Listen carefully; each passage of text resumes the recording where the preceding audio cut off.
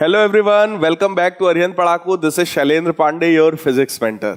तो भाई साहब, जैसा कि हम लोग सैंपल पेपर सॉल्व कर रहे थे, अरिहंत पब्लिकेशंस ने आपके लिए 10 सैंपल पेपर तैयार किए थे और अभी तक आप सबके पास ये बुक सैंपल क्वेश्चन पेपर्स की आ गई होगी। इन्हीं बुक से हम लोग सारे क्वेश्चन सैंपल पेपर्स को सॉल्व करवा रहे हैं। तो आज हम लोग सॉल्व करने वाले हैं प्यारे बच्चों सैंपल पेपर नंबर 5। आइए स्टार्ट करते हैं सैंपल पेपर नंबर 5। तो ये रही हमारी प्यारी सी बुक और बुक्स के लिए देखो एक बहुत अच्छी लाइन भी कही गई है, books are a uniquely portable magic. तो अगर कोई भी पोर्टेबल मैजिक आपको सीख रहा है भाई साहब, तो बुक से दिल लगाना शुरू कर दीजिए। जितना ज्यादा आप किताबों पर फोकस करेंगे, आप उतना ही ज्यादा जीवन में आगे जाएंगे, क्योंकि उतनी ही ज्यादा नॉलेज होगी, उतना ही ज्यादा कॉन्फिडेंस होगा, है ना। तो आइए फिलहाल हम लोग स्टार्ट करते हैं अपना सैंपल पेपर नंबर 5। तो सबसे पहली बात, किसी भी सैंपल पेपर में जैसा कि मैं बताता हूं क्या काम है भाई साहब, इंस्ट्रक्शंस पढ़ने हैं। सबसे पहला इंस्ट्रक्शन देखिए क्या है। यहां पर हमारे पास 3 सेक्शंस होने वाले हैं इस पेपर में, ए, बी और सी। सेक्शन ए में 25 क्वेश्चंस हैं, जिसमें से हम लोगों को 20 करने हैं। सेक्शन बी में 24 क्वेश्चंस हैं, उसमें से 20 सॉल्व करने हैं। सेक्शन सी में 6 क्वेश्चंस हैं, उसमें से 5 क्वेश्चंस आपको करने हैं। तो टोटल 55 में से कोई 45 क्वेश्चंस आप लोग को सॉल्व करने हैं। ईच क्वेश्चन कैरी 0.77 मार्क्स, हर एक क्वेश्चन के लिए 0.77 मार्क्स मिलने वाले हैं। And there is no negative marking in this paper, कोई निगेटिव मार्किंग नहीं है। आपको इस तरीके से रोल नंबर फिल करने के लिए बॉक्स दिया हो सकता है, यहां पर आप अपना रोल नंबर फिल करेंगे। मैक्सिमम मार्क्स है 35, यही हमारा मेन टारगेट है। इतनी इस पूरी किताब में टोटल 10 पेपर्स हैं और 10 के 10 पेपर्स में आप लोग को सॉल्व करवा रहा हूं, सारे के सारे, है ना, सारे क्वेश्चंस के साथ। तो अभी भी भाई साहब अगर मार्क्स ना है तब तो यार फिर बहुत गलत बात हो जाएगी, है ना। तो यही 35 में 35 मार्क्स हम लोग को चाहिए। और टोटल टाइम कितना मिलने वाला है प्यारे बच्चों, 90 मिनट्स का टाइम है। 20 मिनट का समय दिया जाएगा आप लोग को पेपर पढ़ने के लिए और ये सेट करने के लिए कि भाई साहब कौन से क्वेश्चंस आप करेंगे। सेक्शन ए में देखिए क्या क्या है भाई, 25 क्वेश्चंस हैं, जिसमें से हमको 20 क्वेश्चंस करने हैं। और अगर ज्यादा क्वेश्चंस किए तो कोई फायदा नहीं है, क्योंकि वो क्वेश्चंस आपके चेक नहीं किए जाएंगे। अब आइए अपने सबसे पहले क्वेश्चन की तरफ आते हैं। ये बढ़िया प्यारा सा देखो, एकदम सुंदर सा क्वेश्चन आ गया हमारे पास। पहला क्वेश्चन क्या है, among the given options through which surface electric flux will be least. आपसे कह रहे हैं इन 3 ऑप्शंस में से किसमें जो फ्लक्स है उसकी वैल्यू लीस्ट है, सबसे कम है।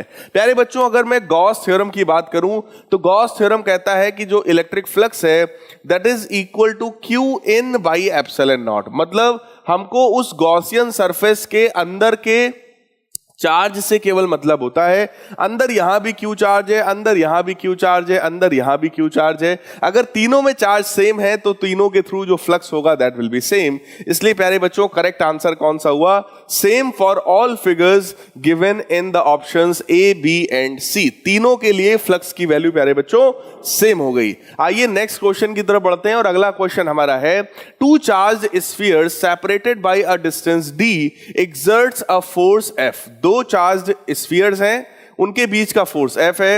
If they are immersed in a liquid of dielectric constant K।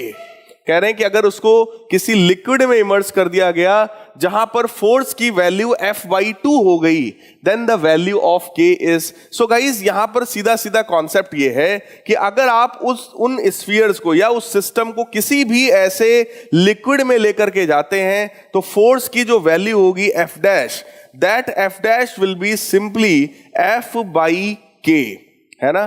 तो वो कितना हो जाएगा, दैट विल बिकम F/K, जो कि हो गया है F/2। इसका मतलब कंपेयर करके हमें सीधे सीधे मिलेगा कि उस डाइलेक्ट्रिक कांस्टेंट K की वैल्यू प्यारे बच्चों कितनी हो गई है, 2 के बराबर हो गई है। सो करेक्ट आंसर यहां पर कौन सा हुआ, ए ऑप्शन।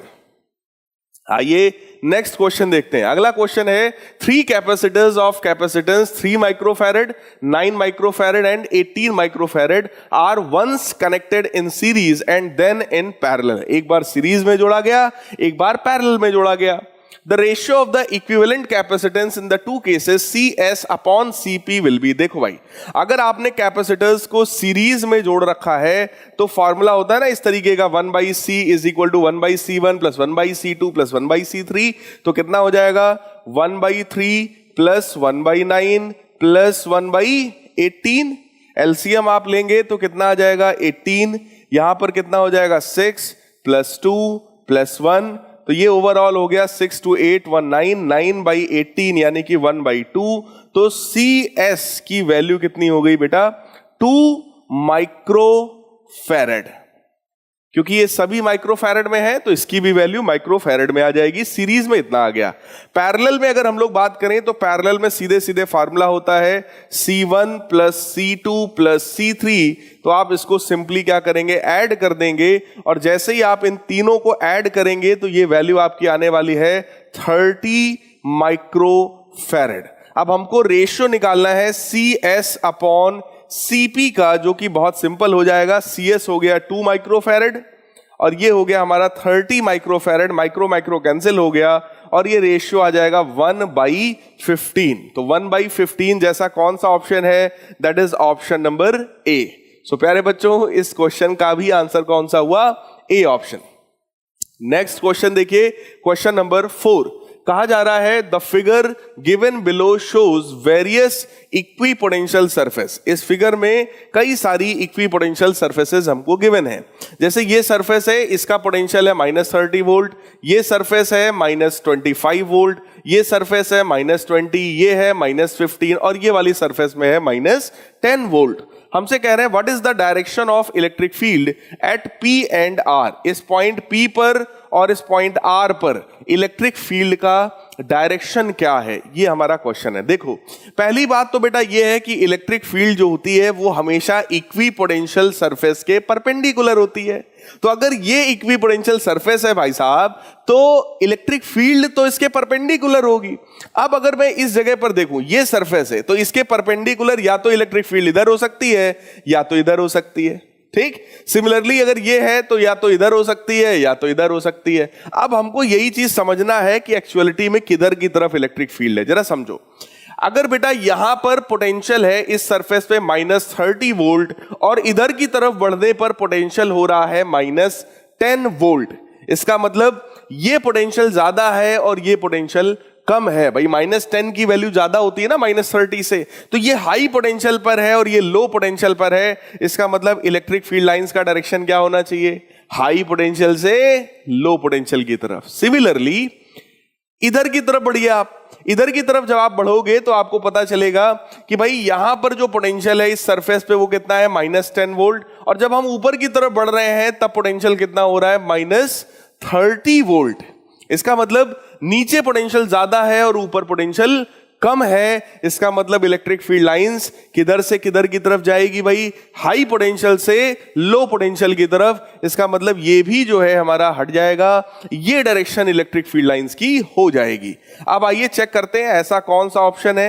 ये P पॉइंट पर इलेक्ट्रिक फील्ड की डायरेक्शन है और ये जो है हमारा वो Q पॉइंट पर इलेक्ट्रिक फील्ड की डायरेक्शन है। आइए चेक करते हैं ऐसे कौन से ऑप्शंस हैं। At P, electric field is to the left and at R, electric field is upward। तो ये पॉइंट का नाम Q नहीं है, इस पॉइंट का नाम क्वेश्चन में R है।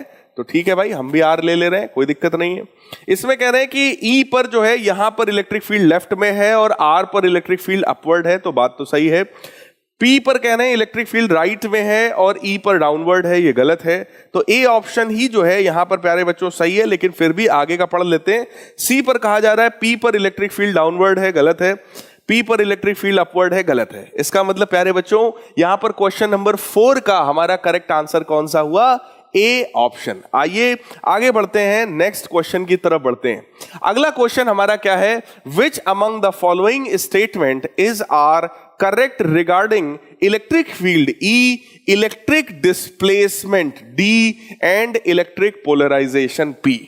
कहेंगे सर बड़े खतरनाक नाम है, ये तो मैं नाम ही पहली बार सुन रहा हूं। भाई साहब आपकी जो एनसीईआरटी की बुक है उसमें पीछे की तरफ जो इंपॉर्टेंट कुछ पॉइंट्स दिए होते हैं, वहां बॉक्स में इलेक्ट्रिक डिस्प्लेसमेंट के बारे में लिखा हुआ है। ये जो इलेक्ट्रिक डिस्प्लेसमेंट है ये भी एक वेक्टर क्वांटिटी है। तो प्यारे बच्चों ये क्वेश्चन यहां इसी वजह से डाला गया है कि आप अपनी एनसीईआरटी बुक की एक एक लाइन को अच्छे से पढ़िए। किसी भी छोटे से छोटे कॉन्सेप्ट पर बेस्ड क्वेश्चन आपसे पूछा जा सकता है। यहां पर आपको पता होना चाहिए कि E, D and P are related by this relation.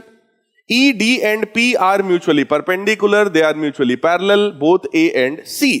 अब समझो यहां पर बेटा जब आप अपनी किताब को ध्यान से देखेंगे, आज आप जरूर चेक करिएगा, तो आपको यह मिलेगा कि ये जो डिस्प्लेसमेंट वाला जो वेक्टर है that is epsilon not E plus P, ऐसा लिखा होता है। प्लस का साइन होता है, माइनस का साइन नहीं होता है। इसका मतलब डिस्प्लेसमेंट का ये जो वेक्टर है वो इलेक्ट्रिक फील्ड वेक्टर और पोलराइजेशन वेक्टर की डायरेक्शन में होता है। अगर यहां पर प्लस साइन है इसका मतलब ये तीनों वेक्टर्स आपस में पैरेलल होते हैं। आपस में पैरेलल होने का मतलब कौन सा ऑप्शन हमारा करेक्ट हुआ? Our correct option is C option. C हमारा सही है क्योंकि displacement, electric displacement, electric field और ये पोलराइजेशन तीनों वेक्टर्स आपस में म्यूचुअली पैरेलल होते हैं, सेम डायरेक्शंस में होते हैं। आइए आगे बढ़ते हैं नेक्स्ट क्वेश्चन की तरफ। Question number 6, the equivalent capacitance between points A and B of the following figure is. देखो ऐसे में बेटा इक्वी पोटेंशियल रूल लगता है। कौन सा रूल? Equi potential rule. अगर ए पॉइंट से जुड़ा हुआ ये प्लेट है तो इस प्लेट में दोनों साइड में पोटेंशियल की वैल्यू कितनी हो जाएगी? VA। तो ये देखिए मैंने क्या लिखा? VA दोनों तरफ, ठीक, ये भी VA है, ये भी VA है। इधर भी पोटेंशियल कितना होगा? VA और इधर भी पोटेंशियल कितना होगा? VA। सिमिलरली बी से कनेक्टेड जितनी प्लेट्स हैं उनका पोटेंशियल कितना होगा? VB। तो चेक करो, ये भी हो गया VB, ये भी हो गया VB, बी से ये भी कनेक्टेड है तो ये भी हो गया VB और नीचे वाला भी हुआ VB। देखो इस नीचे वाली सरफेस के नीचे कोई प्लेट है नहीं, इसलिए कोई कैपेसिटर फॉर्म नहीं होगा, तो ये लिखने से कोई फायदा नहीं है, इसको भी लिखने से कोई फायदा नहीं है। अब आइए चेक करते हैं कितने कैपेसिटर्स बने। अगर 4 प्लेट्स हैं तो कितने कैपेसिटर बनते हैं? n-1, मतलब 3 कैपेसिटर्स यहां पर फॉर्म हुए हैं। ये पहला कैपेसिटर है हमारा, ये दूसरा है और ये तीसरा है। इसके अक्रॉस पोटेंशियल डिफरेंस VA-VB, इसके अक्रॉस भी VA-VB, इसके अक्रॉस भी VA-VB। इसका मतलब 3 के तीनों कैपेसिटर्स आपस में किसमें है? पैरेलल में है। और पैरेलल में इक्विवेलेंट का फॉर्मूला क्या होता है? C1 plus C2 plus C3। Simple, तीनों को ऐड कर देंगे प्यारे बच्चों। कितने कितने कैपेसिटर्स के? हर एक कैपेसिटर का कैपेसिटेंस है 2 माइक्रोफैरेड, तो टोटल कितना हो जाएगा? 6 माइक्रोफैरेड। ऐसा ऑप्शन कौन सा है? D option. So correct answer here is D part, D हमारा सही है। नेक्स्ट 7th क्वेश्चन में कह रहे हैं if a wire is stressed to make it 0.1% longer its resistance will। अगर हम लोग किसी भी वायर के बारे में देखें तो उसका जो रेजिस्टेंस होता है वो रो टाइम्स L बाई A होता है। अगर हम वायर की लेंथ को बढ़ा रहे हैं तो कहीं ना कहीं उसका एरिया जो है बेटा वो डिक्रीज होगा। तो हम लोग को इस एरिया को यहां से हटाना चाहिए और एरिया को कन्वर्ट करना चाहिए वॉल्यूम के टर्म्स में, ठीक। एरिया को हम लोग लिख सकते हैं volume upon length. So we can write here rho times L square upon volume. अब यहां पर मैटर यह है कि अगर आप उस वायर को ऐसे खींचोगे, लेंथ बढ़ेगा, एरिया घटेगा, बट वॉल्यूम पर कोई फर्क नहीं पड़ेगा। तो यहां पर क्या है? रेजिस्टिविटी जो मटेरियल की है वो कांस्टेंट है और जो वॉल्यूम है कंडक्टर का वो भी कांस्टेंट है। तो हम लोग सीधे सीधे यहां पर प्रोपोर्शनल का रिलेशन दे सकते हैं कि resistance is proportional to L square. अब हमें यह देखना है कि रेजिस्टेंस में क्या इंक्रीमेंट होगा, तो हम लोग यहां पर सीधे सीधे बोल सकते हैं delta R by R is equal to 2 times delta L by L। इस तरीके का एक्सप्रेशन हम लोग यहां पर लिख सकते हैं अगर हमें रेजिस्टेंस के बारे में बात करनी है तो, ठीक, क्योंकि resistance proportional to L square बना हमारे पास, इसलिए हमने इस तरह का एक्सप्रेशन रखा। अब अगर हम लोग दोनों तरफ 100 का मल्टीप्लाई कर देंगे तो ये बनेगा percentage change in resistance, delta R by R multiplied by 100। तो ये क्या हुआ? Percentage change in resistance is equal to 2 times the percentage change in length. तो लेंथ में कितना चेंज हमने किया है? 0.1% का 2 का मल्टीप्लाई हम करेंगे तो बन जाएगा 0.2% का। इसका मतलब रेजिस्टेंस में कितना चेंज हुआ? 0.2%। ऐसा या तो ए ऑप्शन में है या तो बी ऑप्शन में है। अब बात यह है कि इंक्रीज होगा या डिक्रीज होगा। तो सीधी सी बात है, resistance proportional to L square है, लेंथ को बढ़ाओगे रेजिस्टेंस भी बढ़ेगा। सो गाइस करेक्ट आंसर कौन सा हुआ? ए ऑप्शन, ए हमारा यहां पर करेक्ट है। आई होप आप सबको ये समझ में आया होगा।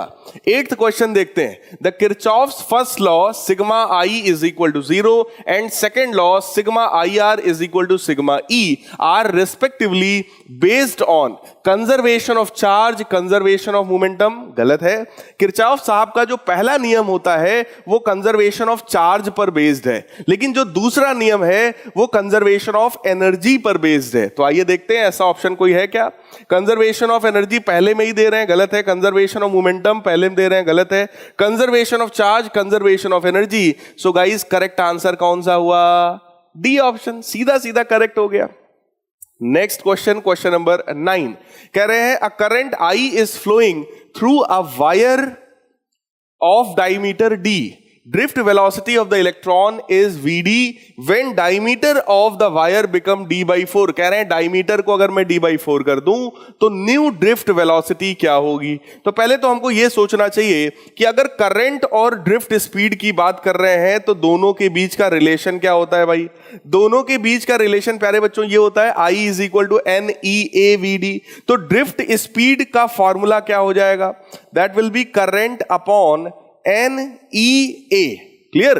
अब एरिया जो होता है दैट इज, अगर डायमीटर के फॉर्म में लिखें तो एरिया को हम लोग लिख सकते हैं pi d square by 4। So NE pi d square by 4 और वो 4 जाएगा ऊपर। तो हम लोग यहां पर साफ साफ देखकर कह सकते हैं कि जो ड्रिफ्ट स्पीड है that is proportional to 1 by D square, यानी कि inversely proportional to D square.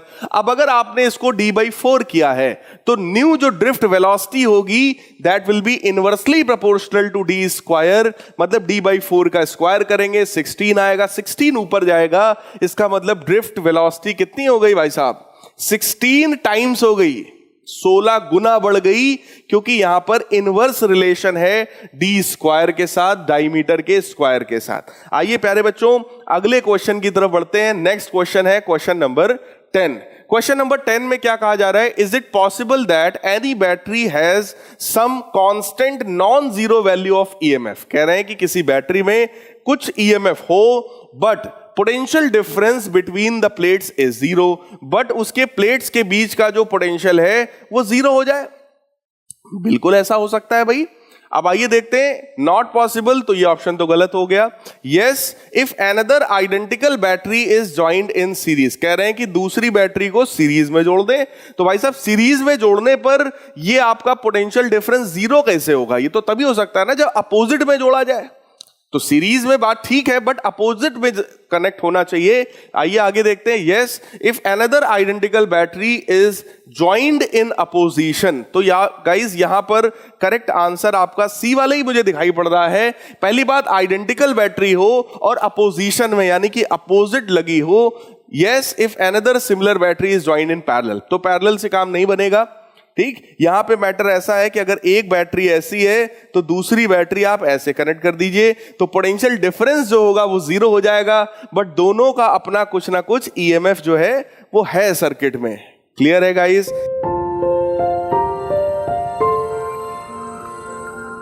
आगे बढ़ते हैं। नेक्स्ट क्वेश्चन, क्वेश्चन नंबर 11 कह रहे for measurement of potential difference potentiometer is preferred in comparison to voltmeter. कह रहे हैं कि पोटेंशियोमीटर को हम वोल्टमीटर के कंपैरिजन में प्रेफर करते हैं। ऐसा क्यों? Potentiometer is more sensitive then voltmeter. तो बेटा यहां पर गेम सेंसिटिविटी का नहीं है, यहां पर तो गेम होता है कि पोटेंशियोमीटर एनर्जी कंज्यूम नहीं करता, वो सेल से कोई करंट नहीं लेता है, इसलिए हम पोटेंशियोमीटर को ज्यादा फेवर करते हैं। The resistance of potentiometer is less than voltmeter, ये भी बात नहीं है। Potentiometer is cheaper than voltmeter, ये भी बात नहीं है। Potentiometer does not take current from the circuit, ये पॉइंट आपका करेक्ट है। सो डी ऑप्शन जो है वो सही है हमारा, कि पोटेंशियोमीटर जो होता है वो सेकेंडरी सर्किट में कोई भी करंट नहीं लेता है। ठीक, इसलिए वहां पर एनर्जी का लॉस जो है वो नहीं होता। 12th क्वेश्चन कह रहे हैं अ heater coil is cut into 2 equal parts and only 1 part is used in the heater. एक हीटर कॉइल है, उस कॉइल को, जैसे इतना बड़ा कॉइल था मान लो, उसको 2 पार्ट्स में आपने बांटा। तो अगर इसका रेजिस्टेंस R था तो आधे पार्ट का रेजिस्टेंस आधा हो जाएगा R/2. Only one part is used in the heater. The heat generated will be, देखो हीट का फॉर्मूला क्या होता है, H is equal to I² RT भी है, लेकिन दोनों कंडीशंस में प्यारे बच्चों करंट में चेंज आ जाएगा. ठीक, करंट में भी चेंज आएगा. यहां पे रेजिस्टेंस अगर R है और करंट I है, ठीक, इस कंडीशन में अगर आपने रेजिस्टेंस को आधा किया है तो करंट डबल हो गया होगा, तो करंट की वैल्यू 2I हो गई होगी. तो या तो आप इस तरीके से लगाओ, तो यहां पर हीट की वैल्यू कितनी आ जाएगी, दैट विल बी 2I का होल स्क्वायर. रेजिस्टेंस हो गया होगा आधा और टाइम वही T है. तो यहां पर जो वैल्यू आएगी, यहां से 4 आएगा, यहां 2 आएगा, 2 4 को कैंसिल करेगा, 2 टाइम्स H के बराबर आ जाएगा. इसका मतलब जो न्यू हीट जनरेटेड है वो प्रीवियस का 2 टाइम्स है, तो डबल हो जाएगा. ए ऑप्शन जो है वो करेक्ट हो जाएगा. या फिर इसी क्वेश्चन के लिए प्यारे बच्चों ये फॉर्मूला लगाने की बजाय हम लोग फॉर्मूला सीधे सीधे V²/R इंटू T वाला ये फॉर्मूला भी हम लोग लगा सकते हैं कि जो हीट जनरेटेड है that is V²/R into T. तो यहां से भी आप डायरेक्टली कह सकते हो कि जो हीट है वो इनवर्सली प्रोपोर्शनल टू R है. क्यों? क्योंकि दोनों के लिए जो वोल्टेज है दैट इज कांस्टेंट. पोटेंशियल की वैल्यू दोनों के लिए कांस्टेंट है. ठीक, तो यहां पर करंट के बारे में हमको नहीं सोचना पड़ेगा. अब अगर हमने रेजिस्टेंस को जो है आधा किया है तो आप देख सकते हैं इनवर्सली प्रोपोर्शनल है, तो हीट को तो डबल होना पड़ेगा भाई साहब. आइए आगे बढ़ते हैं. Question number 13. The electric field in a copper wire of cross sectional area. Copper wire का जो एरिया है that is 2mm², millimetre square, carrying a current of 1 ampere. Take conductivity of the copper. Copper की conductivity हमको पता है 6.25 into 10⁷ सीमेन पर metre. ये हमसे यहां पूछा गया इलेक्ट्रिक फील्ड के बारे में कि भाई इलेक्ट्रिक फील्ड की वैल्यू क्या है. तो अभी प्रीवियस सैंपल पेपर्स में ही हम लोगों ने इस तरह का एक क्वेश्चन देखा था जहां पर करंट डेंसिटी और इलेक्ट्रिक फील्ड में रिलेशन को यूज किया गया था. तो ये रिलेशन प्यारे बच्चों क्या होता है, current density is equal to sigma times E. यहां से आप सीधे सीधे कह सकते हैं कि इलेक्ट्रिक फील्ड बराबर current density upon sigma. Current density का मतलब क्या होता है, करंट पर यूनिट एरिया. तो करंट कितना है 1, एरिया कितना है 2mm². mm का मतलब होता है कि अगर मैं 1000 से डिवाइड करूं तो ये कन्वर्ट हो जाएगा किसमें, मीटर में. ठीक, it will be converted into metre. अब इसी में हम लोग क्या करेंगे, स्क्वायर करेंगे. mm का स्क्वायर है तो आप यहां पर इसी 1000 का 2 बार डिवाइड कर दीजिए. ठीक है ना, 2 बार आप जैसे डिवाइड करोगे तो वो आपका कन्वर्ट हो जाएगा. mm² जो है वो मीटर स्क्वायर में कन्वर्ट हो जाएगा. So that will something become like this. और सिग्मा भी यहां नीचे है. सिग्मा भी अगर नीचे है तो हम लोग सिग्मा की वैल्यू को भी यहां डिवीजन में रखेंगे. सिग्मा भी हम लोग यहां रखते हैं 6.25 इंटू 10⁷. कुछ इस तरीके की चीज आ जाएगी. सो इलेक्ट्रिक फील्ड की वैल्यू प्यारे बच्चों कितना हुआ, ये देखो 10⁻3 10⁻3. अगर आप ध्यान से देखो तो 10⁻6 हुआ. ये 10⁻6 इसको कैंसिल कर देगा. ओवरऑल क्या बन जाएगा, 1/2 इंटू 6.25 इंटू 10 यानी कि 62.5. ये वैल्यू हमारे पास आने वाली है. इसको भी हम लोग क्या लिख सकते हैं, सभी लोग ध्यान से देखिए. इट विल बिकम 1/, ये आपका हुआ 125. क्लियर, 1/125 वोल्ट पर मीटर. अब सारा गेम ये है कि हमें इसको कन्वर्ट करना पड़ेगा 10 की पावर वाले टर्म्स में. तो आइए देखते हैं कि 10 की पावर वाला टर्म्स कौन सा हो सकता है. वैसे भी 1/125 है तो हम क्या करेंगे, 1000 का मल्टीप्लाई और 1000 का डिवाइड. अगर हम 1000 का मल्टीप्लाई करेंगे तो ये बनेगा 1000/125 जो कि 8 होता है, और 1000 का जो डिवाइड किया हमने वो बनेगा 10⁻³ इसका मतलब गाइस करेक्ट आंसर मुझे कौन सा दिखाई पड़ गया, that is the option number C. हल्का सा कैलकुलेटिव क्वेश्चन है बट ऐसे क्वेश्चंस आपको मिल सकते हैं formula based. If an electron is at rest in a strong magnetic field B, it will move in.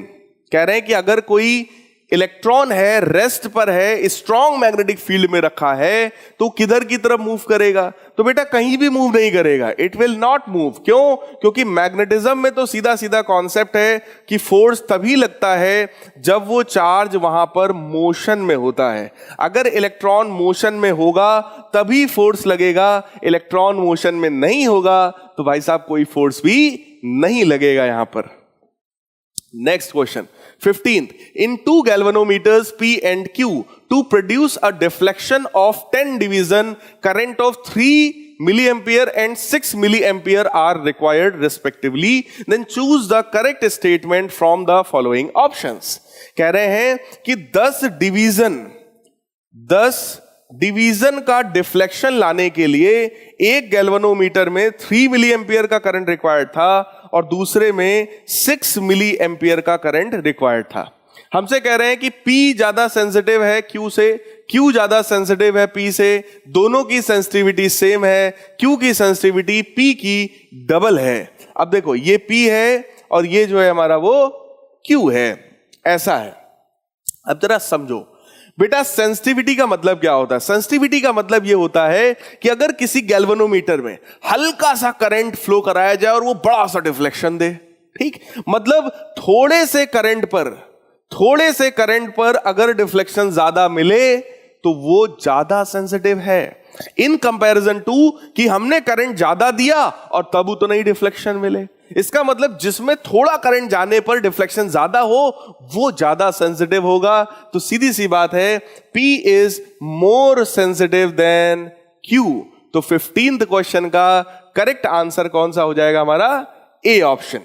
Next है magnetic field intensity at center of circular current carrying coil of radius A is B. If radius is doubled, the value of magnetic field will be. देखो किसी भी current carrying coil के centre पे magnetic field का formula होता है mu naught by 2I/R। इसका मतलब this magnetic field is inversely proportional to radius. अब आप देखो क्या कह रहे हैं, magnetic field is B if radius is double. Radius को डबल करोगे तो मैग्नेटिक फील्ड आधी हो जाएगी। सो करेक्ट आंसर कौन सा हुआ गाइस? सी ऑप्शन, सीधे सीधे। Next, in the magnetic meridian of certain plane the horizontal component of earth's magnetic field is 0.46 gauss and angle of dip is 30 degree. तो आपसे कहा जा रहा है BH जिसकी वैल्यू होती है B cos डेल्टा, ठीक, यहां पर BH की वैल्यू है 0.46 is equal to B net magnetic field है और यहां पर हमें पता है cos 30। तो हमारे पास नेट मैग्नेटिक फील्ड आ जाएगा, जबकि हमसे पूछा गया है वर्टिकल कंपोनेंट कितना होगा। तो बेटा अगर B की वैल्यू हमको पता है that is 0.46 divided by cos 30 कितना होता है √3/2, तो वो 2 ऊपर चला जाएगा। ये नेट मैग्नेटिक फील्ड है और हमको निकालना है वर्टिकल कंपोनेंट। वर्टिकल कंपोनेंट होता है B sin डेल्टा। तो हम लोग लिख सकते हैं B की वैल्यू कितनी है 0.46 अपॉन √3 मल्टीप्लाइड बाई 2 और साइन डेल्टा यानी साइन 30 कितना होगा 1/2। तो 1/2 अगर मैं यहां नीचे रख दूं तो 2 से 2 हो जाएगा कैंसिल और हमारा आंसर आएगा 0.46 बाई √3। 0.46 √3 की वैल्यू होती है 1.732। जब आप डिवाइड करोगे तो 0.26 हो सकता है आंसर हो, 0.46 तो नहीं हो सकता भाई, 0.46 में तो डिवाइड ही किया गया है। 2 पॉइंट नहीं हो सकता, 1 पॉइंट भी नहीं हो सकता। क्यों? छोटे में बड़े का डिवीजन कर रहे हो तो पूरा सॉल्व करने की भी जरूरत नहीं है। करेक्ट आंसर गाइस कौन सा हुआ? ए ऑप्शन, सीधे सीधे, है ना।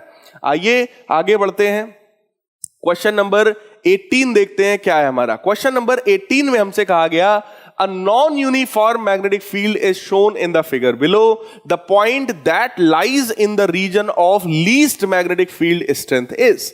अगर मैग्नेटिक फील्ड लाइंस पास पास हैं तो मैग्नेटिक फील्ड ज्यादा है, दूर दूर है तो मैग्नेटिक फील्ड कम है। तो भाई साहब सबसे कम मैग्नेटिक फील्ड कहां पर है? डी पर है। अब बताइए आप, इससे ज्यादा आसान क्वेश्चन कोई क्या पूछ सकता है आपसे, है ना। तो ऐसे ही क्वेश्चंस अगर आ जाए तो कहेंगे सर फिर तो मैं टॉप जरूर करूंगा सर, ऐसे ही क्वेश्चंस आने चाहिए, है ना। आएगा भाई, ऐसे क्वेश्चंस भी मिलेंगे जिसमें आप बढ़िया स्कोर कर सकते हैं, एकदम आसान होगा। Question number 19, magnetic movement of an electron moving around the nucleus with N angular momentum L increases with. अब देखिए मैग्नेटिक मूवमेंट की बात कर रहे हैं, तो मैग्नेटिक मूवमेंट का यहां पर फार्मूला क्या होता है, that is E/2m into L के बराबर होता है। Magnetic movement of the electron around the nucleus with angular momentum L, तो ये रहा मैग्नेटिक मूवमेंट हमारा। ये L क्या है, एंगुलर मोमेंटम। तो आप लोग सीधे सीधे देख रहे हैं डायरेक्ट प्रोपोर्शनल का रिलेशन होता है प्यारे बच्चों, डायरेक्टली प्रोपोर्शनल होता है। तो अगर ये बढ़ेगा तो ये भी बढ़ेगा, इसका मतलब magnetic movement will increase with the increase in L। So 19th question का हमारा करेक्ट आंसर कौन सा हुआ, ए ऑप्शन जो है वही करेक्ट है। और गाइज आप सबको पता होगा M/L जो ये रेशियो होता है, इसकी वैल्यू होती है E/2m। ये m किसका है, मास ऑफ इलेक्ट्रॉन है, ये m क्या है, मैग्नेटिक मूवमेंट है। इस रेशियो को हम लोग गायरोमैग्नेटिक रेशियो भी बोलते हैं, तो आप लोग इसके बारे में भी पढ़िएगा, है ना। So this is known as gyromagnetic ratio. फिलहाल यहां क्वेश्चन में हमसे एंगुलर मोमेंटम के बारे में पूछा गया, तो ऑप्शन ए हो गया। क्वेश्चन नंबर 20, क्वेश्चन नंबर 20 में कहा जा रहा है a pair of adjacent coils has a mutual inductance of 2.5 Henry. So m की वैल्यू है 2.5 Henry. If the current in one coil changes from 0 to 10 ampere, current जो है वो 0 से 10 एम्पियर तक चेंज होता है, ठीक है। टाइम कितना दिया है, इन 0.5 सेकेंड्स, टाइम 0.5 सेकेंड है। Change in the flux linkage with the other coil is. देखो बेटा, हम लोगों ने यहां पढ़ रखा है change in the flux in the secondary coil is equal to m times current in the primary coil, और यहीं से हम लोगों ने यह भी पढ़ रखा है E is equal to minus का d∅/dt, और अगर हम d∅/dt करेंगे so this will become minus का m dIp/dt। दोनों इक्वेशंस को अगर हम दोनों तरफ लेफ्ट हैंड साइड और राइट हैंड साइड को अगर हम साफ साफ देखें, तो हम लोग यहां से एक जनरल फार्मूला अपने लिए बना सकते हैं कि change in the magnetic flux is equal to m times change in the current flowing in the primary circuit. dt से dt कैंसिल हो जाएगा। तो यही तो हमसे पूछा गया, यहां पर चेंज इन फ्लक्स पूछा गया है। ये हमको म्यूचुअल इंडक्शन का जो कोफिशिएंट है वो पता है, कितना पता है, 2.5। चेंज इन करंट हमको पता है 0 से 10 मतलब 10 एम्पियर। इसका मतलब जब मैं मल्टीप्लाई करूंगा तो आंसर शुड बी 2.5 इंटू 10, यानी कि option B is the correct answer. कितना आसान क्वेश्चन है, देखिए। Next 21 question, south pole of a long horizontal bar magnet is being brought closer to the vertical conducting plane. तो ये जैसे कोई वर्टिकल कंडक्टिंग प्लेन है और ये कोई एक मैग्नेट है जिसका साउथ पोल इसकी तरफ लाया जा रहा है। The direction of the induced current in the conducting plane will be. देखो बेटा, जब आप साउथ पोल को पास में ला रहे होगे तो इस वाले कॉइल से पास होने वाला मैग्नेटिक फ्लक्स बढ़ेगा।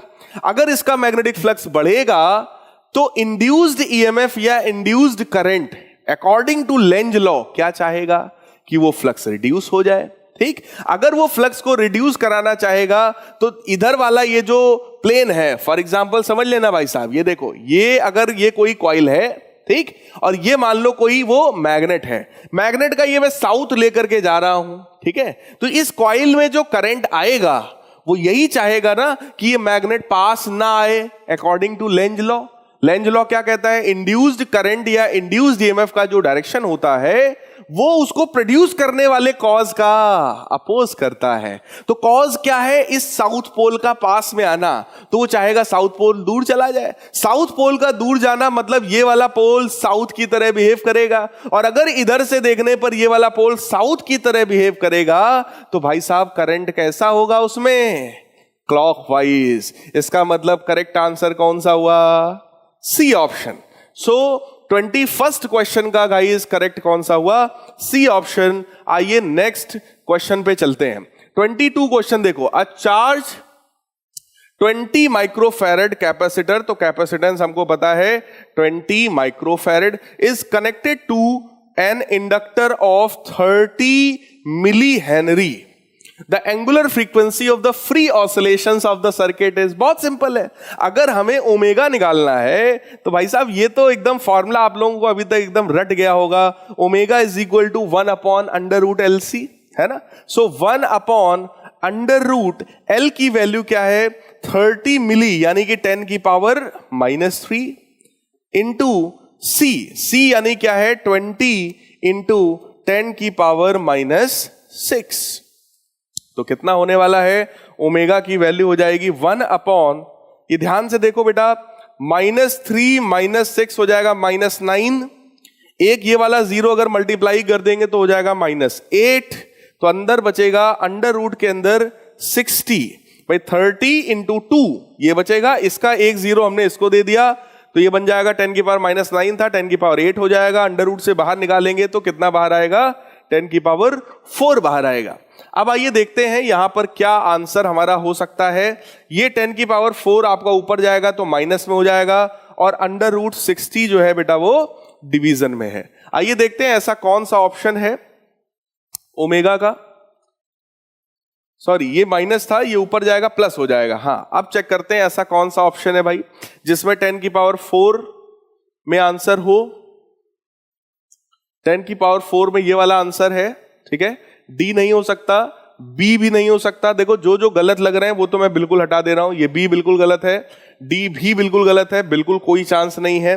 अब बस ऑप्शन ये है कि सर हो सकता है ये वाला ए भी हो जाए, क्योंकि इसमें से हो सकता है कुछ उसको दिया गया हो। आइए देखते हैं, हम लोग चेक कर लेते हैं भाई, ठीक है ना, बिल्कुल डाउट वाली कोई काम नहीं करना है हमको। तो 10 की पावर 4 है, ये जो अंडर रूट 60 है बेटा, अंडर रूट 60 को हम लोग क्या लिख सकते हैं, अगर ये 8 का स्क्वायर होता तो 64 के आसपास होता, मतलब ये जो वैल्यू आएगी वो 8 से थोड़ी कम आएगी, तो ये लगभग 7.9 के आसपास आएगा।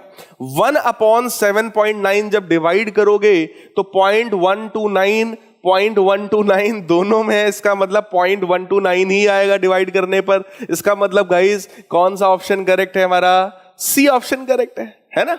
तो 0.129 into 10 to the power 4 that is the answer of your 22nd question, C option.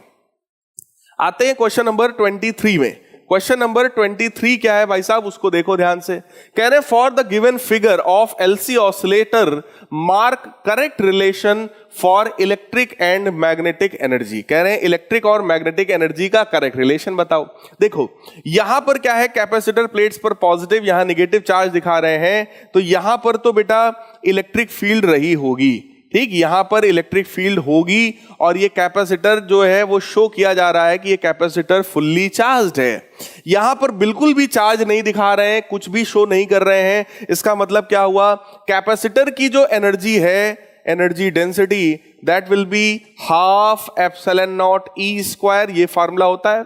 यहां पर हालांकि ऐसे ऑप्शंस आपको नहीं गिवन है, तो हम लोग कैपेसिटर की एनर्जी का दूसरा फार्मूला भी यूज कर सकते हैं, that is half C V square, ठीक, या फिर हाफ, जैसे यहां पर क्यू स्क्वायर बाई 2c है, तो ये वाला फॉर्मूला हम लोग लिख सकते हैं भाई 1/2 क्यू स्क्वायर बाई सी। ये इसकी एनर्जी है, बट इसकी एनर्जी कितनी है, 0 है। आइए चेक करते हैं ऐसा कौन सा ऑप्शन है, क्यू स्क्वायर बाई 2c और ये 0 है। So guys A option he correct है। यहां पर बता रहे हैं कि इसकी एनर्जी 0 है तो वो 0 हो नहीं सकती। इसकी एनर्जी बता रहे हैं Q/2c, तो Q/2c तो वैसे भी एनर्जी का कोई फॉर्मूला नहीं है, क्यू स्क्वायर बाई होना चाहिए ना, तो ये तो गलत हो गया। फिर इसमें कह रहे हैं कि energy density half Li square, electric field में एनर्जी हाफ Li स्क्वायर होता ही नहीं है।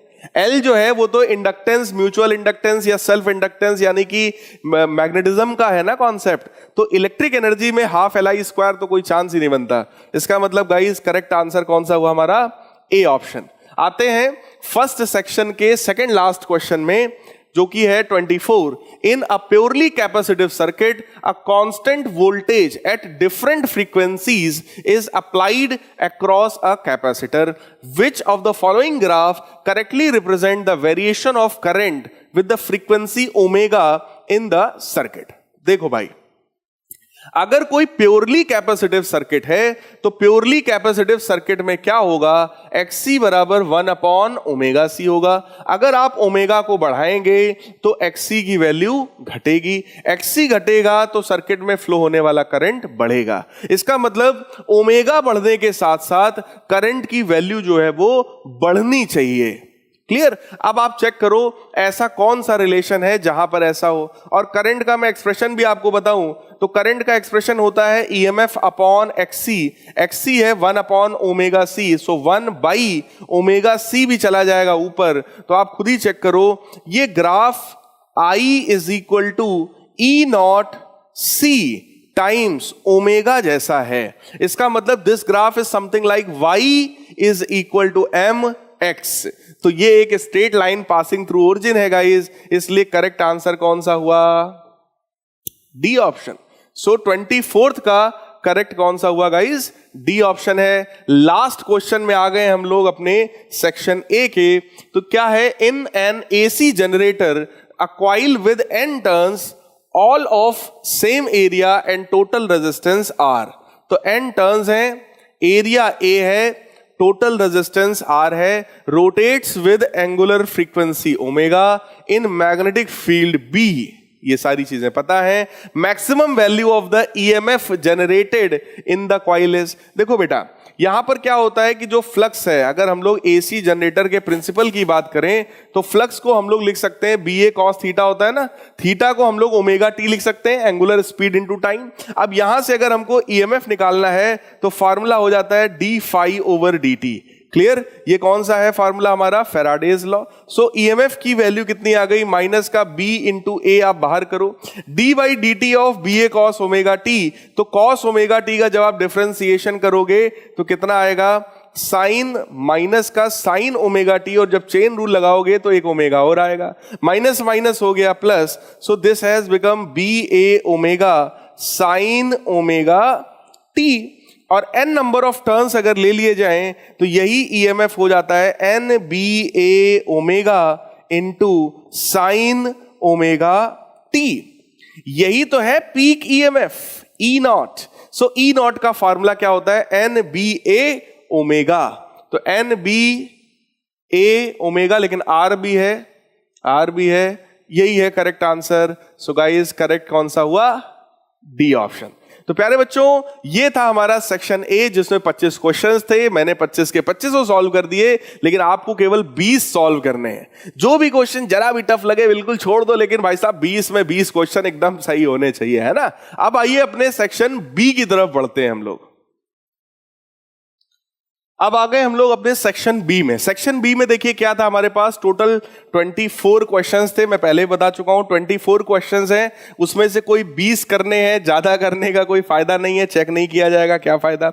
आइए स्टार्ट करते हैं। Question number 26। क्वेश्चन नंबर 26 में प्यारे बच्चों हमसे कहा जा रहा है, a capacitor with capacitance 5 microfarad is charged to 5 microcoulomb. If plates are pulled apart to reduce the capacitance to C microfarad, then work done is 2 into 10 to the power minus 6। देखो भाई, हमसे कहा जा रहा है कि एक कैपेसिटर है जिसका कैपेसिटेंस है 5 माइक्रोफैरेड, और इस पर जो चार्ज है वो कितना है, 5 माइक्रोकूलम।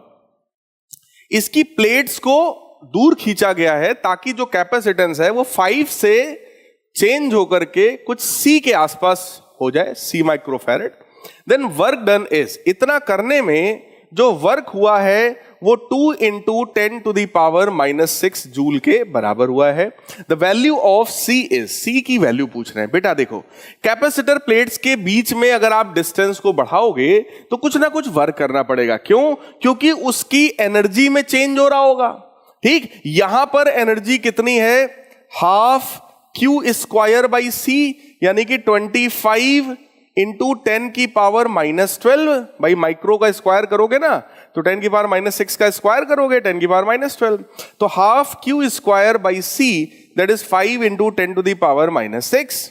ये इसकी इनिशियल एनर्जी थी सिस्टम की, half Q square by C minus, जब आपने इस तरीके से उसके कैपेसिटेंस को C कर दिया तो अगेन कितना हो गया, हाफ क्यू स्क्वायर बाई सी। अब चार्ज की जो वैल्यू है, चार्ज की वैल्यू तो वही है, कितनी, जब आप स्क्वायर करेंगे तो 25 इंटू 10 की पावर -12, तो half Q square by C, ये हो गया।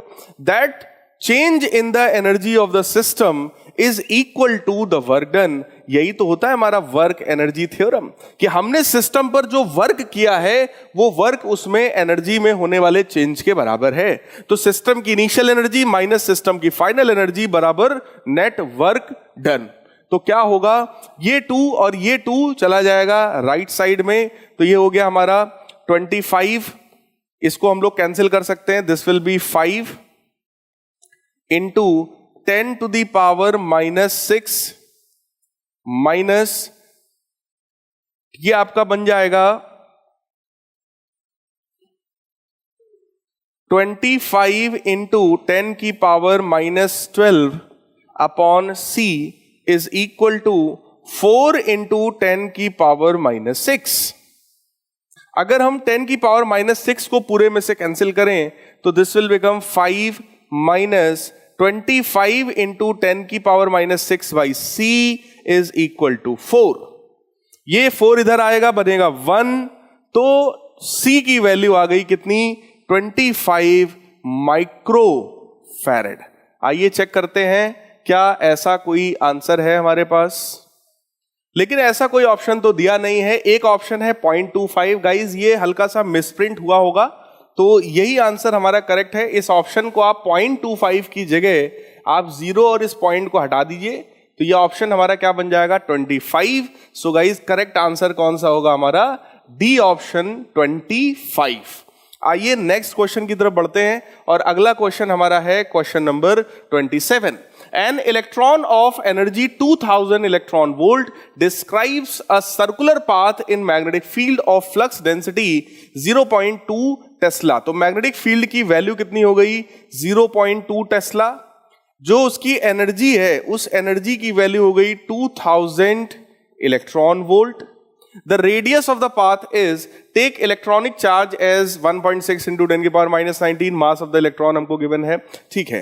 आइए देखते हैं, देखो अगर कोई चार्ज्ड पार्टिकल मैग्नेटिक फील्ड में परपेंडिकुलरली एंटर करता है प्यारे बच्चों, तो वहां पर मैग्नेटिक फील्ड होती है और उसकी वजह से सर्कुलर पाथ आता है। उस सर्कुलर पाथ का रेडियस होता है r is equal to mv upon qb। जरा सोचो, ये mv क्या है, मोमेंटम है, और मोमेंटम को हम लोग अंडर रूट 2m k ऐसा लिख सकते हैं, जहां पर k क्या है, उसकी एनर्जी है, काइनेटिक एनर्जी है, divided by qb। So we have the radius of the electron as under root 2 into mass of the electron 9 into 10 की power -31 as given in the question. Energy of the electron is 2000 electron volt into 1.6 into 10 की power -19 हो जाएगा, whole divided by QB, यानी कि एक electron का charge 1.6 into 10 to the power -19, और B क्या है, मैग्नेटिक फील्ड जिसकी वैल्यू है 0.2 टेस्ला। तो ये थोड़ा सा आप लोग जब सॉल्व करोगे तो कुछ कैलकुलेटिव होगा प्यारे बच्चों, इसको आप लोग सिंप्लीफाई करिएगा, और इसका 27th क्वेश्चन का जो हमारा करेक्ट आंसर होगा that will be B option. देखो बेटा कॉन्सेप्ट यही है, कॉन्सेप्ट सिंपल था जो मैंने आपको बता दिया कि रेडियस mv अपॉन qb होता है। mv मतलब मोमेंटम है, मोमेंटम को अंडर रूट 2mk भी लिखा जा सकता है, जहां पर k काइनेटिक एनर्जी है जो कि हमको इलेक्ट्रॉन वोल्ट में गिवन है। इलेक्ट्रॉन वोल्ट को हम जूल में कन्वर्ट करने के लिए 1.6 इंटू 10 टू पावर -19 का मल्टीप्लाई करते हैं। रख करके सिंप्लीफाई करिए, कैलकुलेट होकर के आपका आंसर जो है वो इस तरीके का आ जाएगा, 7.5 into 10 to the power -4 metre. आइए गाइस नेक्स्ट क्वेश्चन पे बढ़ते हैं, question number 28। The voltage supplied by the circuit is V is equal to V0 T to the power 3/2। ये हमारा वोल्टेज है, where T is in seconds. The RMS value of the voltage for the period T is equal to 0 to T is equal to 4। So guys सबसे पहले तो आपको यही पता होना चाहिए था कि आरएमएस वैल्यू कैसे निकाली जाती है। तो देखो वोल्टेज की अगर हमें आरएमएस वैल्यू निकालनी है तो उसका हमारे पास कॉन्सेप्ट है, उसका हमारे पास फॉर्मूला है क्या, integration v square dt upon integration dt और इसका भी क्या अंडर रूट। आरएमएस वैल्यू को समझने के लिए इसको उल्टा समझा जाता है, रूट मीन स्क्वायर। इसका मतलब क्या है, ये वोल्टेज के स्क्वायर के मीन का अंडर रूट है। मीन मतलब एवरेज का अंडर रूट है, तो ये फार्मूला होता है। तो यहां पर हम लोग सीधे सीधे लगाएंगे अंडर रूट के अंदर इंटीग्रेशन ऑफ वी स्क्वायर। जब इसका आप स्क्वायर करोगे तो ये आपका बनेगा वी नॉट का स्क्वायर, ये बनेगा टी की पावर 3/2 है, स्क्वायर करोगे तो टी क्यूब बन जाएगा into D T divided by integration of D T. Time देखो कहां से कहां तक है, 0 से 1 सेकेंड है, तो ये इंटीग्रेशन आपका 0 से 1 तक हो जाएगा। यहां पर गाइस क्या है, v नॉट का स्क्वायर कांस्टेंट है, तो ये जो है वो इंटीग्रेशन से तो बाहर आ जाएगा, तो v नॉट स्क्वायर इंटीग्रेशन से बाहर हुआ। t क्यूब का इंटीग्रेशन आप करेंगे तो आ जाएगा t की पावर 4/4, और इसमें भी लिमिट लगेगी from 0 to 1 divided by dt का इंटीग्रेशन होता है t, और इसमें भी लिमिट लगेगी फ्रॉम 0 to 1।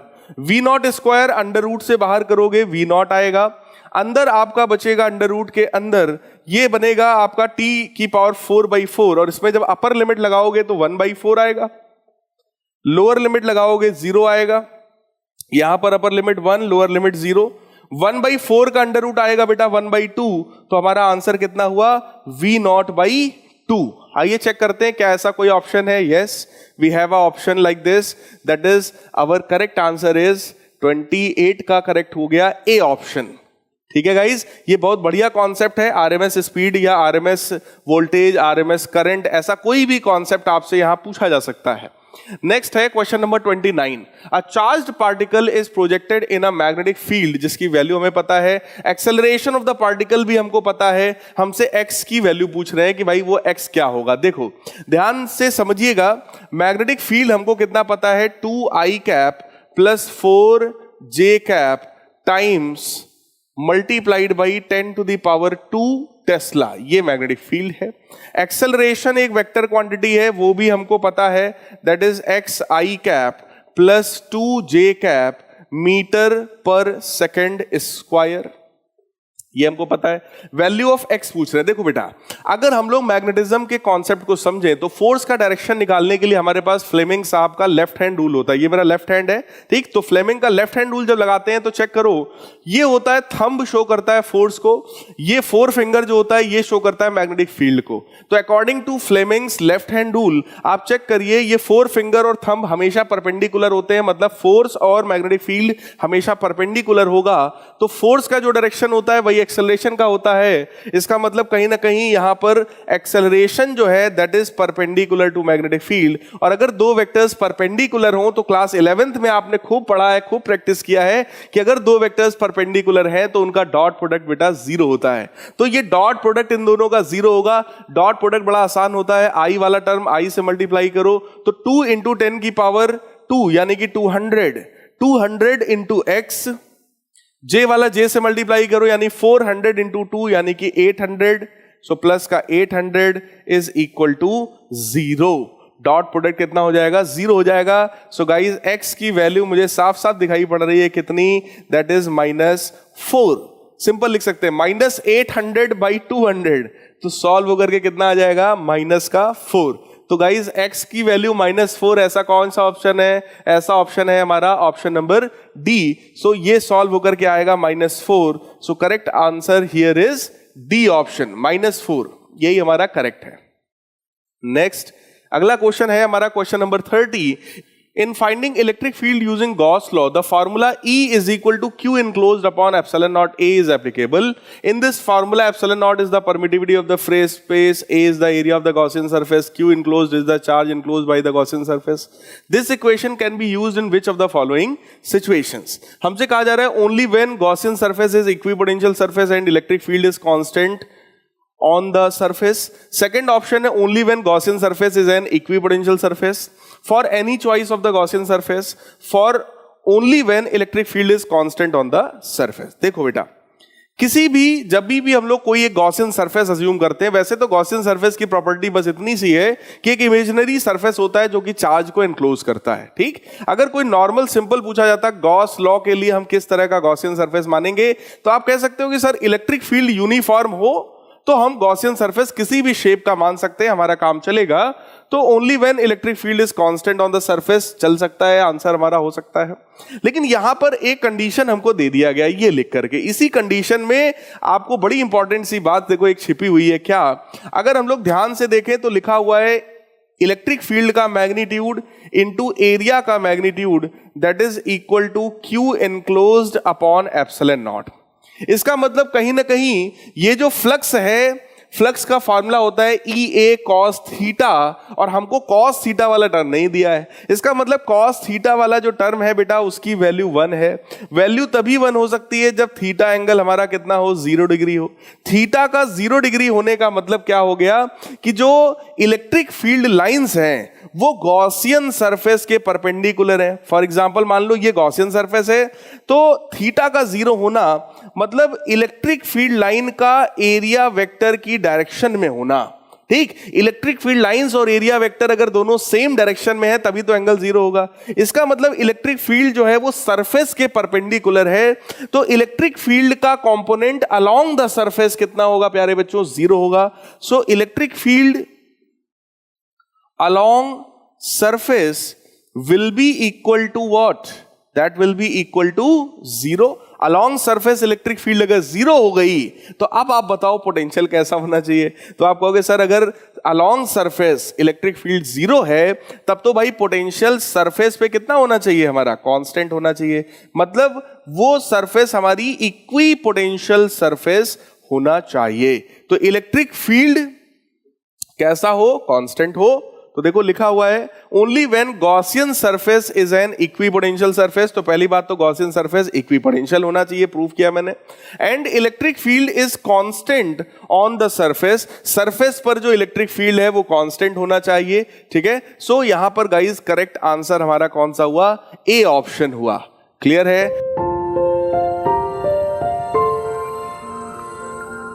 अगला क्वेश्चन है क्वेश्चन नंबर 31। कह रहे हैं 3 charges capital Q small Q are placed at the vertices of a right angled isosceles triangle as shown in the figure. The net electrostatic energy of the configuration is 0।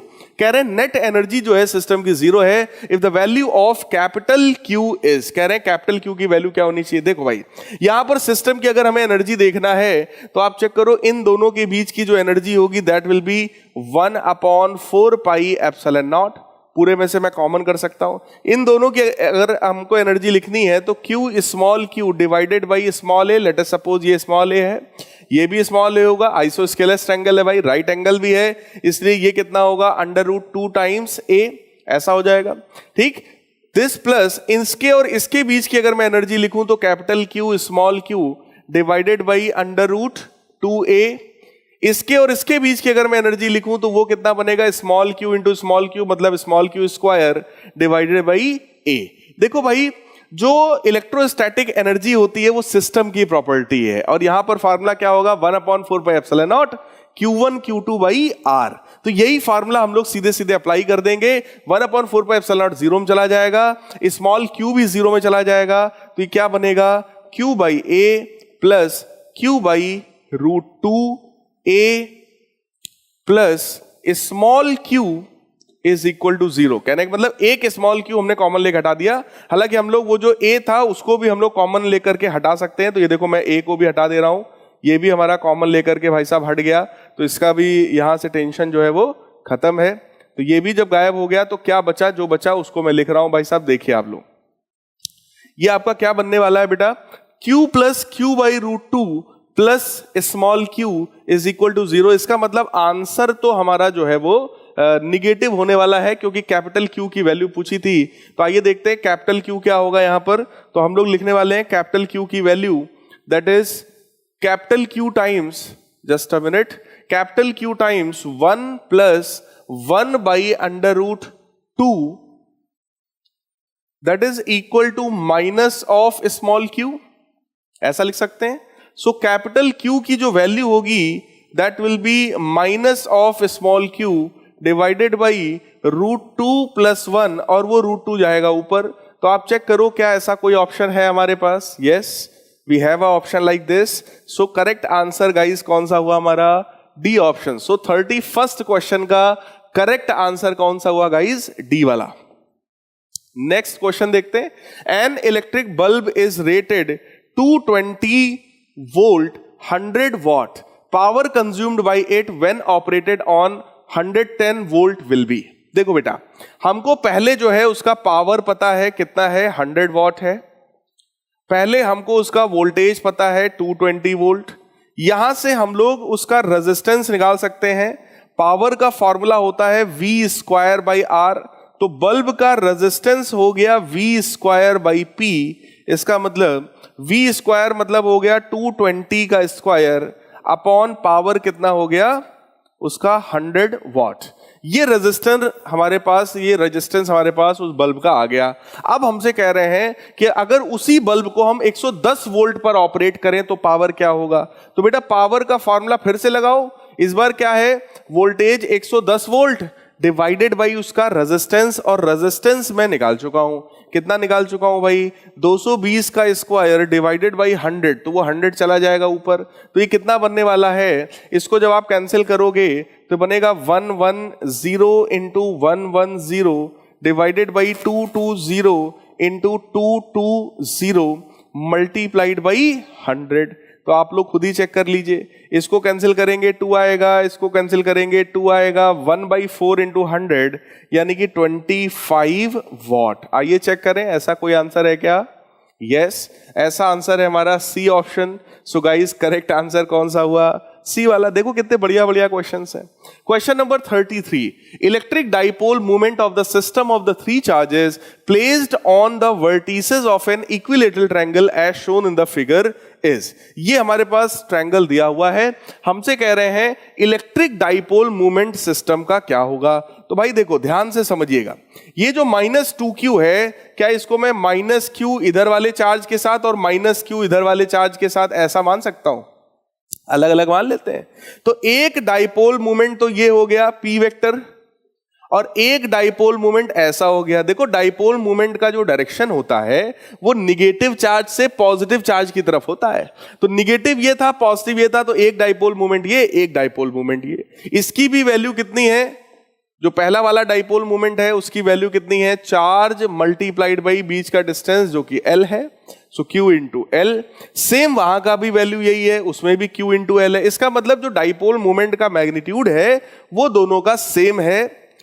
Equilateral triangle है इसलिए इन दोनों के बीच का angle कितना हो जाएगा? 60 degree. और अगर आपसे पूछा जाए नेट डाइपोल मूवमेंट कितना होगा, तो बेटा नेट अगर आपको निकालना है तो that should be under root के अंदर p square plus p square plus 2ab, तो उसमें भी p स्क्वायर हो जाएगा, 2ab cos theta, so this will become cos 30, cos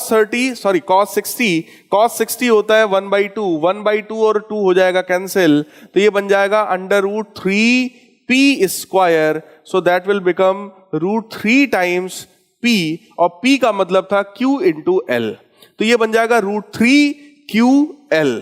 ऐसा कोई ऑप्शन है क्या? यस, ऐसा एक ही ऑप्शन है and that is the option number C. हालांकि यहां पर √3qL के साथ माइनस और जे कैप भी लिखा है। वो जे कैप और माइनस ये शो कर रहा है कि इन दोनों का जो रिजल्टेंट है बेटा, वो रिजल्टेंट कुछ ऐसा आएगा जस्ट डाउनवर्ड डायरेक्शन में, निगेटिव वाई डायरेक्शन में, तो माइनस जे कैप तो होना ही चाहिए। जे कैप डायरेक्शन शो कर रहा है ना वाई डायरेक्शन का। क्लियर? सो करेक्ट आंसर हमारा क्या हो गया? C option. नेक्स्ट क्वेश्चन क्या है? 34, a circuit to verify Ohm's law uses an ammeter and volt meter in series और parallel connected correctly to the resistor, which of the following statement is correct regarding the circuit। कह रहे हैं कि हमको Wheatstone bridge था, Ohm's law को balance हमें करना था, ओम्स लॉ को वेरीफाई करना था, एमीटर वोल्ट मीटर को कनेक्ट किया गया है। देखते हैं, ammeter is always used in parallel, गलत है, सीरीज में होता है। Both ammeter voltmeter must be connected in parallel, बिल्कुल गलत है, 100% गलत है। Ammeter is always connected in series, सही है, वोल्ट मीटर इन पैरेलल, यही सी ऑप्शन ही बेटा हमारा सही है। तो करेक्ट आंसर कौन सा हो गया? सी वाला। एमीटर को हमेशा सीरीज में जोड़ते हैं और वोल्ट मीटर को हमेशा पैरेलल में जोड़ते हैं। ये बात तो बच्चा बता देगा, क्लास 10th के बच्चे भी बता देंगे, वो सब भी इस चीज को पढ़े होते हैं। फिर आते हैं क्वेश्चन नंबर 35। क्वेश्चन नंबर 35 में देखिए हमसे क्या कहा गया, कह रहे हैं इन an LCR circuit, AC circuit, the voltage across each of the component L, C and R is 50 volt. हर एक component के across 50 वोल्ट का वोल्टेज है. The voltage across LC combination will be, कह रहे हैं कि इंडक्टर और कैपेसिटर के केस में क्या होता है. देखो बेटा, अगर मैं आपको फेजर डायग्राम LCR का याद दिलाऊं तो होता क्या है, सभी लोग ध्यान से समझिएगा. सबसे पहले हम लोग किसी रजिस्टर के लिए बनाते हैं तो रजिस्टर का ईएमएफ और रजिस्टर का जो करंट होता है वो दोनों सेम फेज में होते हैं. इंडक्टर के केस में ईएमएफ जो होता है वो 90 डिग्री आगे होता है, तो EMF of the inductor is 90 degree ahead of the current, current से 90 डिग्री आगे हो गया. जबकि कैपेसिटर के केस में वो 90 डिग्री पीछे होता है, तो ईसी जो है वो जस्ट 90 डिग्री जो है वो पीछे है. अब आपसे यही बात कहा जा रहा है कि अगर दोनों के अक्रॉस वोल्टेज, तीनों के अक्रॉस L, C और R तीनों के अक्रॉस वोल्टेज अगर 50 वोल्ट है, इसका मतलब बेटा यहां पर ये जो EL और EC में दिखा रहा हूं, दोनों का मैग्नीट्यूड क्या होना चाहिए, सेम होना चाहिए. जितना मैग्नीट्यूड EL का उतना ही मैग्नीट्यूड EC का, और जस्ट अपोजिट है, दोनों की वैल्यू 50-50 है. आपसे कह रहे हैं voltage across L C combination will be, तो केवल इस L और केवल इस C का अगर कॉम्बिनेशन का हम आपसे पूछे रिजल्टेंट वोल्टेज कितना होगा, तो बेटा 50 इधर 50 इधर, नेट कितना हो जाएगा, 0. सो करेक्ट आंसर इस क्वेश्चन का कौन सा हुआ, D option, that is 0. Next 36 question देखो, a cylinder of radius R and length L is placed in uniform electric field parallel to the cylinder axis. तो ये सिलेंडर है, मान लो ये सिलेंडर का लेंथ है L और इसका जो रेडियस है वो रेडियस है R. इसको हम लोगों ने कुछ इस तरीके की इलेक्ट्रिक फील्ड है, इस तरह की इलेक्ट्रिक फील्ड में हमने इसको रखा है. Total flux through the surface of the cylinder is given by, कह रहे हैं कि इस सिलेंडर की जो सरफेस है उससे टोटल कितना फ्लक्स पास होता है. मान लो भाई इलेक्ट्रिक फील्ड का डायरेक्शन कुछ इस तरीके का है, डाउनवर्ड या अपवर्ड, कोई भी एक डायरेक्शन आप मान लीजिए. होगा क्या, देखो कर्व्ड सरफेस से कोई भी इलेक्ट्रिक फील्ड लाइंस निकल नहीं रही हैं, ठीक, क्योंकि अगर मैं कोई कर्व्ड सरफेस पर कोई छोटा सा एलिमेंट मानूं तो उस एलिमेंट का जो एरिया वेक्टर होगा दैट इज लाइक दिस, और इलेक्ट्रिक फील्ड जो यहां पर है that is like this. Electric field और एरिया के बीच का एंगल 90 है, और जब मैं फ्लक्स निकालूंगा तो EDA cos 90 0 हो जाएगा. तो कर्व्ड सरफेस की वजह से बेटा कोई फ्लक्स नहीं है. क्रॉस सेक्शन का अगर आप देखो तो जितना इलेक्ट्रिक फील्ड लाइंस यहां से एंटर कर रहा है उतना ही इलेक्ट्रिक फील्ड लाइन यहां से बाहर निकल जा रहा है. इसका मतलब बेटा नेट फ्लक्स कितना हुआ, 0. सो करेक्ट आंसर कौन सा हो गया, D part, 0. Next question number 37 question कह रहा है the plane of a dip circle is set in the geographic meridian and apparent dip is Δ1. देखो बेटा, अगर Δ1 एंगल की मैं बात करूं, एपरेंट डिप, इस पर बेस्ड क्वेश्चन मैंने सैंपल पेपर 2-3 में भी ऐसे कराए हैं. अभी प्रीवियस वाले सैंपल पेपर में मैंने एक डेरिवेशन भी आप लोगों को करवाया था. अगर अभी तक नहीं देखा है तो जरूर उस वाले वीडियो में देखिए. ना समझ में आए तो आप फिर से पूछ सकते हैं, मैंने पूरा डेरिवेशन भी वहां डिराइव किया है. ठीक है, अब देखो tan Δ1 अगर हम लगाएं तो मैंने समझाया था कि ये होता है B vertical upon B horizontal cos angle कुछ थीटा, इसके बराबर होता है. वर्टिकल कंपोनेंट दोनों मेरिडियंस में सेम होता है. क्लियर. अब हमसे कह रहे हैं is then set in the vertical plane perpendicular to the geographic meridian. The apparent dip angle is Δ2. The declination theta at that place will be, declination theta के बारे में पूछ रहे हैं भाई. दूसरा जो एंगल है tan Δ2, इसके लिए अगर मैं फिर से लिखूंगा तो ये क्या बनेगा, B vertical upon BH cos, यहां पर एंगल कितना होगा, 90 माइनस थीटा. ऐसा मैं क्यों लिख रहा हूं, क्योंकि आपको बोला गया है कि जो पहला वाला मेरिडियन था उस मेरिडियन के परपेंडिकुलर, ज्योग्राफिक मेरिडियन के परपेंडिकुलर दूसरा वाला प्लेन है. तो अगर पहले वाले प्लेन के साथ एंगल थीटा था तो दूसरे वाले प्लेन के साथ बेटा एंगल कितना होगा, 90 माइनस थीटा, क्योंकि जस्ट परपेंडिकुलर है दोनों प्लेन्स. क्लियर. ये यहां पर कॉन्सेप्ट है. अब हमको यही चीज पूछी गई कि दोनों में क्या रिलेशन है. तो देखो हम लोग क्या करेंगे, that will become B vertical upon B horizontal cos theta.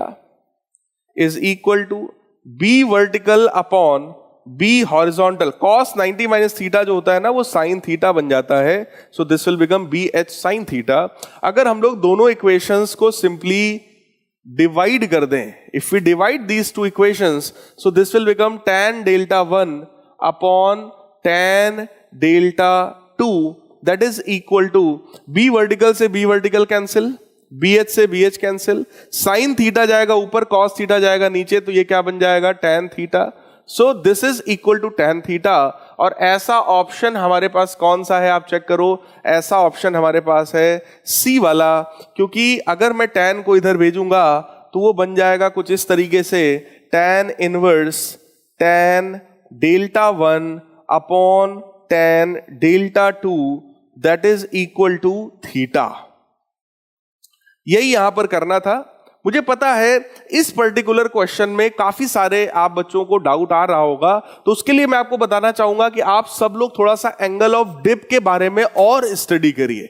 जो मेरिडियंस हैं, मेरिडियंस के जो प्लेन्स हैं, ज्योग्राफिक मेरिडियन है या मैग्नेटिक मेरिडियन है या कोई और अपनी तरफ से इमेजिनरी प्लेन्स अगर माने गए हैं, तो उस प्लेन के साथ जब हम एंगल लेते हैं बेटा, उस एंगल के कंपोनेंट्स करते हैं, उस मैग्नेटिक फील्ड के जब कंपोनेंट्स करते हैं, तो बी वर्टिकल बी हॉरिजॉन्टल आता है। बी हॉरिजॉन्टल अगर मैग्नेटिक मेरिडियन का है तो सीधे सीधे एंगल ऑफ डिप होता है, और वो ट्रू एंगल ऑफ डिप होता है B vertical upon B horizontal.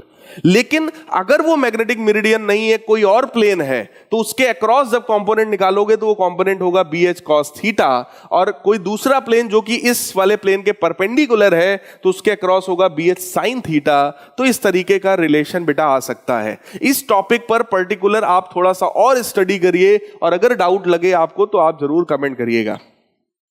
A long straight wire of radius A carries a steady current I. The current is uniformly distributed across its cross section. The ratio of magnetic fields at A by 2 and 2A is.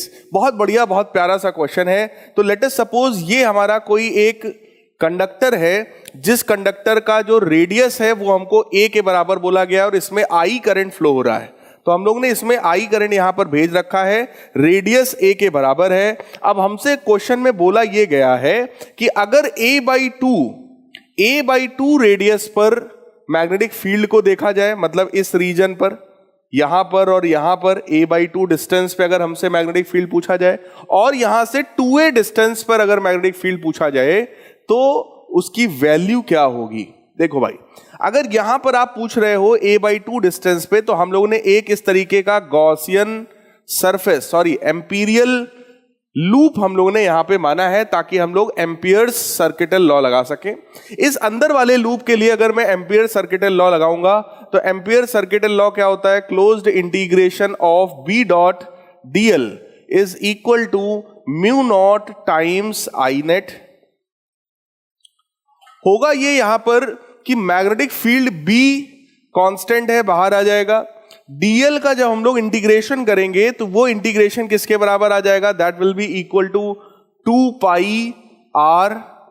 So B into 2 pi R that is equal to mu naught times I net. और I net का मतलब क्या है, net current जो कि इस loop के अंदर है, और इस लूप के अंदर का अगर हमें करंट निकालना है तो उसको हम लोग निकाल सकते हैं current density into area of the loop से। और लूप का एरिया कितना होगा, pi r square by current density into radius. Let us suppose ये वाला जो रेडियस है वो स्मॉल r के बराबर है, तो हम लोग यहां से देख सकते हैं मैग्नेटिक फील्ड की जो वैल्यू आने वाली है, दैट वैल्यू विल बिकम, पाई से पाई कैंसिल होगा, एक r से एक r कैंसिल होगा, तो मैग्नेटिक फील्ड की वैल्यू आ जाएगी mu naught upon 2 j into R, mu naught by 2 j into R. Yes, ये वैल्यू आ जाएगी मैग्नेटिक फील्ड की। यहां से देखिए आप सब लोग, ये जो J है, J का मतलब क्या है, करंट डेंसिटी। और इस पूरे के लिए अगर मैं करंट डेंसिटी को देखूं तो that current density is current upon area. पूरे का अगर मैं क्रॉस सेक्शनल एरिया देखूं तो that is pi A square, क्योंकि इसका जो रेडियस है वो a के बराबर है। रेडियस अगर a है तो पाई ए स्क्वायर इसका हो गया करंट डेंसिटी। तो यहां से आप लोग चेक करो मैग्नेटिक फील्ड की वैल्यू कितनी हो गई, mu naught by 2, current density हो गया I upon pi A square into R. ये वैल्यू है मैग्नेटिक फील्ड की। ये मैग्नेटिक फील्ड की वैल्यू है r रेडियस पर, लेकिन हमको r पे नहीं बोला गया, हमको a/2 रेडियस पर बोला गया है। तो अगर यही मैग्नेटिक फील्ड मैं निकालूंगा at we can say point P, यहां कहीं पर मैं कोई पॉइंट P मानता हूं, P पॉइंट पर अगर मैग्नेटिक फील्ड निकालनी है तो that will become μ0/2 I upon pi a square into r, और उस r की वैल्यू क्वेश्चन में है a/2। a/2 का मतलब एक a से एक a कैंसिल हो जाएगा, and this will become μ0 upon 4 pi I upon a। ये मैग्नेटिक फील्ड आ जाएगा पॉइंट P पर। सिमिलरली अगर आपने 2a रेडियस पर मान रखा है कोई पॉइंट, तो लेट अस सपोज ये वो पॉइंट हो गया जो कि 2a रेडियस पर है, तो ये रेडियस कितनी हो गई 2a के बराबर, that is double of the cylinder. यहां पर अगर हम लोग कोई एक एम्पीरियन लूप कंसीडर करेंगे एग्जैक्टली लाइक दिस, तो ये एक एम्पीरियन लूप हो गया। इस लूप के लिए जब हम लोग यही सेम चीज अप्लाई करेंगे प्यारे बच्चों, तो यहां पर समझने वाली बात क्या होगी, बात ये होगी कि हमको मैग्नेटिक फील्ड हो गया B 2 पाई r, तो उसमें r कितना हो जाएगा 2a के बराबर, ठीक है। तो मैं लिख रहा हूं भाई, उसके लिए अगर मैं निकालूंगा तो that will B magnetic field B into 2 pi into radius, वो रेडियस किसके बराबर हो जाएगी 2a के बराबर, ये रेडियस हो गई, that will be equal to μ0 times I net. I net का मतलब यहां पर क्या है, अगर आप ये 2a वाला रेडियस देखोगे तो इसके अंदर तो ये येलो वाला पूरा का पूरा कंडक्टर हो गया ना, तो उस पूरे कंडक्टर का जो पूरा करंट है यानी कि आई करंट वो उसके अंदर है। क्लियर? तो हम यहां पर सीधे सीधे लिख सकते हैं कि भाई इसके अंदर करंट कितना है, वो करंट सिंपली आई के बराबर है। तो यहां पर मैग्नेटिक फील्ड की वैल्यू हमारे पास कितनी आने वाली है, आप लोग चेक करिए, μ0 डिवाइडेड बाई ये 2 कितना होगा 4, तो बन जाएगा μ0 अपॉन 4 पाई, ये रहा करंट आई डिवाइडेड बाई ए।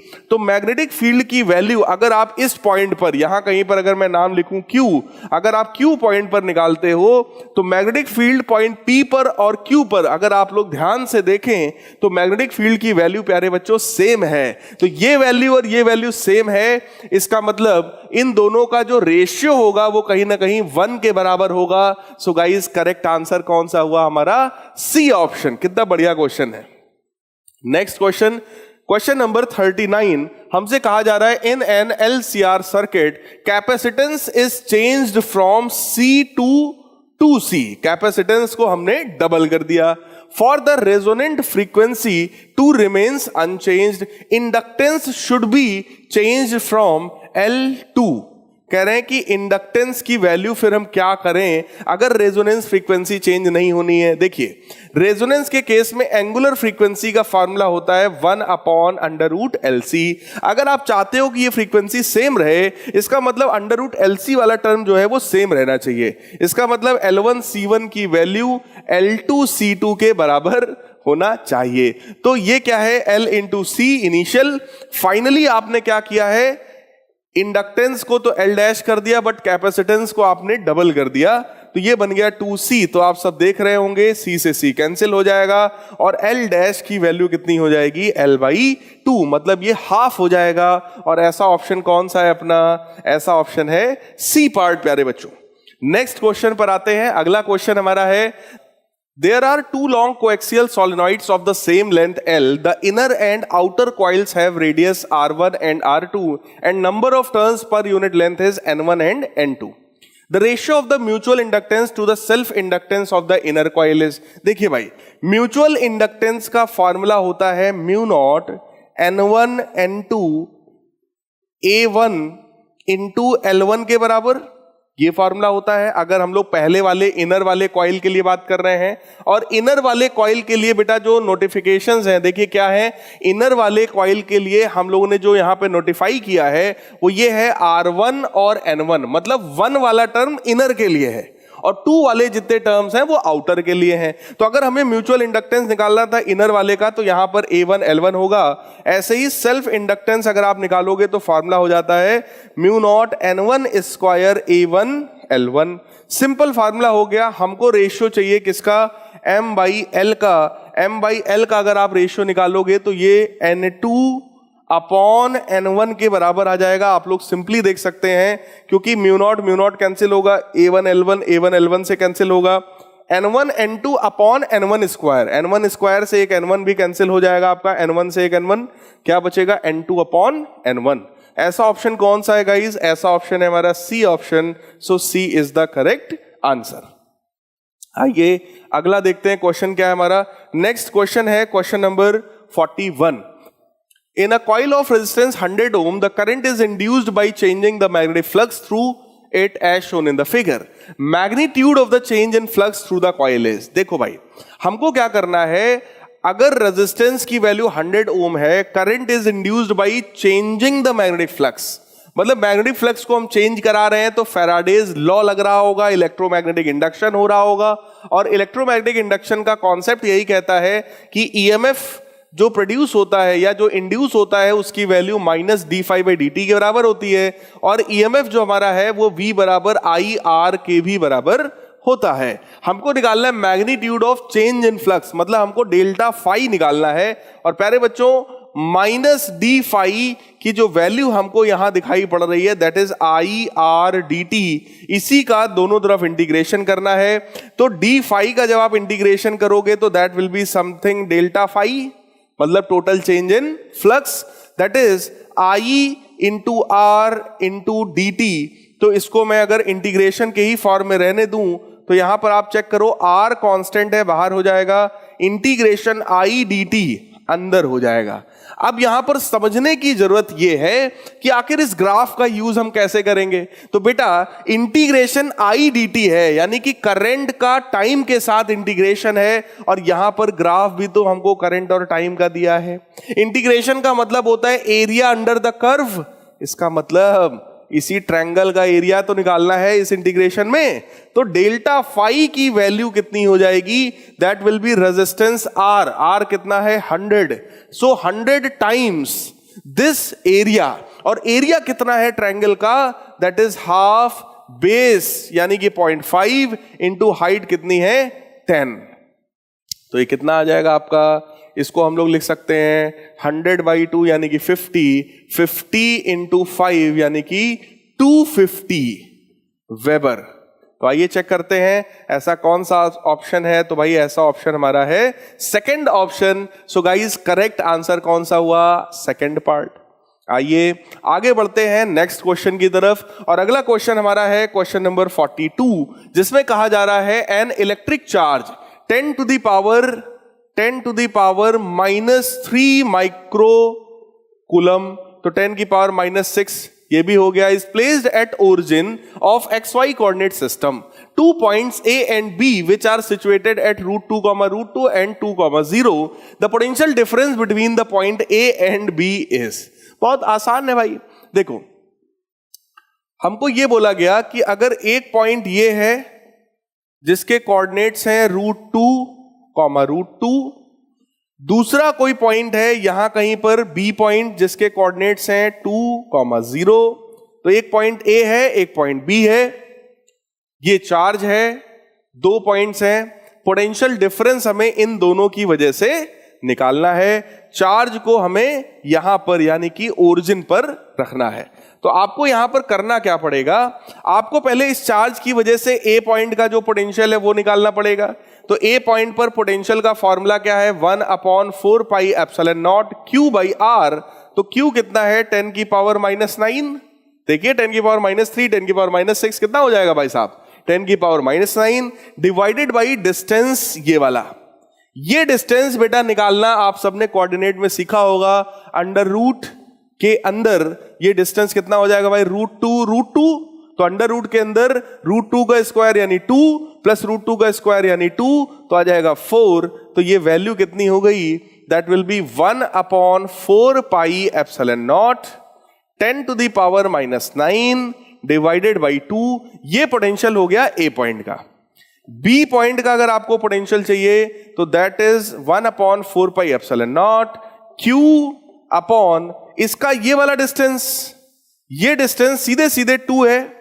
इसका मतलब दोनों पॉइंट्स पर जो पोटेंशियल है प्यारे बच्चों वो सेम है इस चार्ज की वजह से, तो पोटेंशियल डिफरेंस कितने का हो जाएगा, 0। सो करेक्ट आंसर गाइस कौन सा हुआ हमारा? बी ऑप्शन हुआ।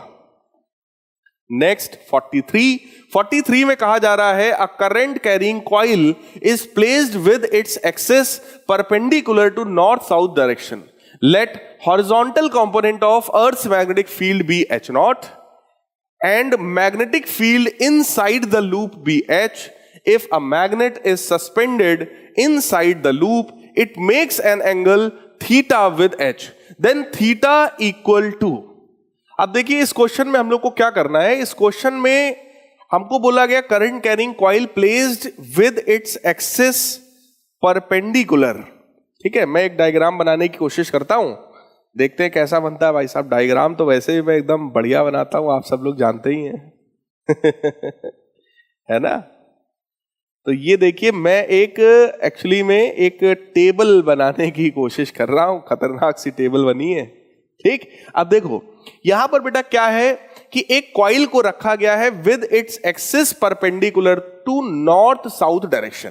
हम लोग ये मान रहे हैं कि ये डायरेक्शन हमारा ईस्ट है, ये वाला डायरेक्शन हमारा वेस्ट है, ये वाला जो डायरेक्शन है प्लेन में, देखो ये प्लेन में जो डायरेक्शन है ये हमारा नॉर्थ है, और ये इसका अपोजिट डायरेक्शन जो है वो साउथ है। इस तरीके से है। ठीक, मतलब ये समझ लो ऐसा रखा हुआ है, हॉरिजॉन्टल प्लेन में ऐसे रखा हुआ है, ये ईस्ट, ये वेस्ट, ये नॉर्थ और ये साउथ, इस तरीके का है। और यहां पर एक हम लोगों ने कॉइल रखा हुआ है, तो आइए एक कॉइल बनाते हैं भाई। ये वो कॉइल है मान लीजिए।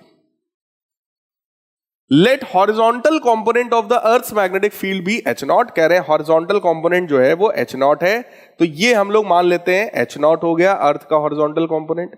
Magnetic field inside the loop be H। देखो बेटा अगर ये लूप क्योंकि हॉरिजॉन्टल प्लेन में है, अगर इसमें एंटी क्लॉकवाइज करंट होगा तो मैग्नेटिक फील्ड किधर की तरफ होगा? ऐसे बाहर की तरफ, ऊपर की तरफ, आउटवर्ड्स। तो आउटवर्ड डायरेक्शन बहुत ध्यान से समझना, आउटवर्ड डायरेक्शन में हो गया ये H।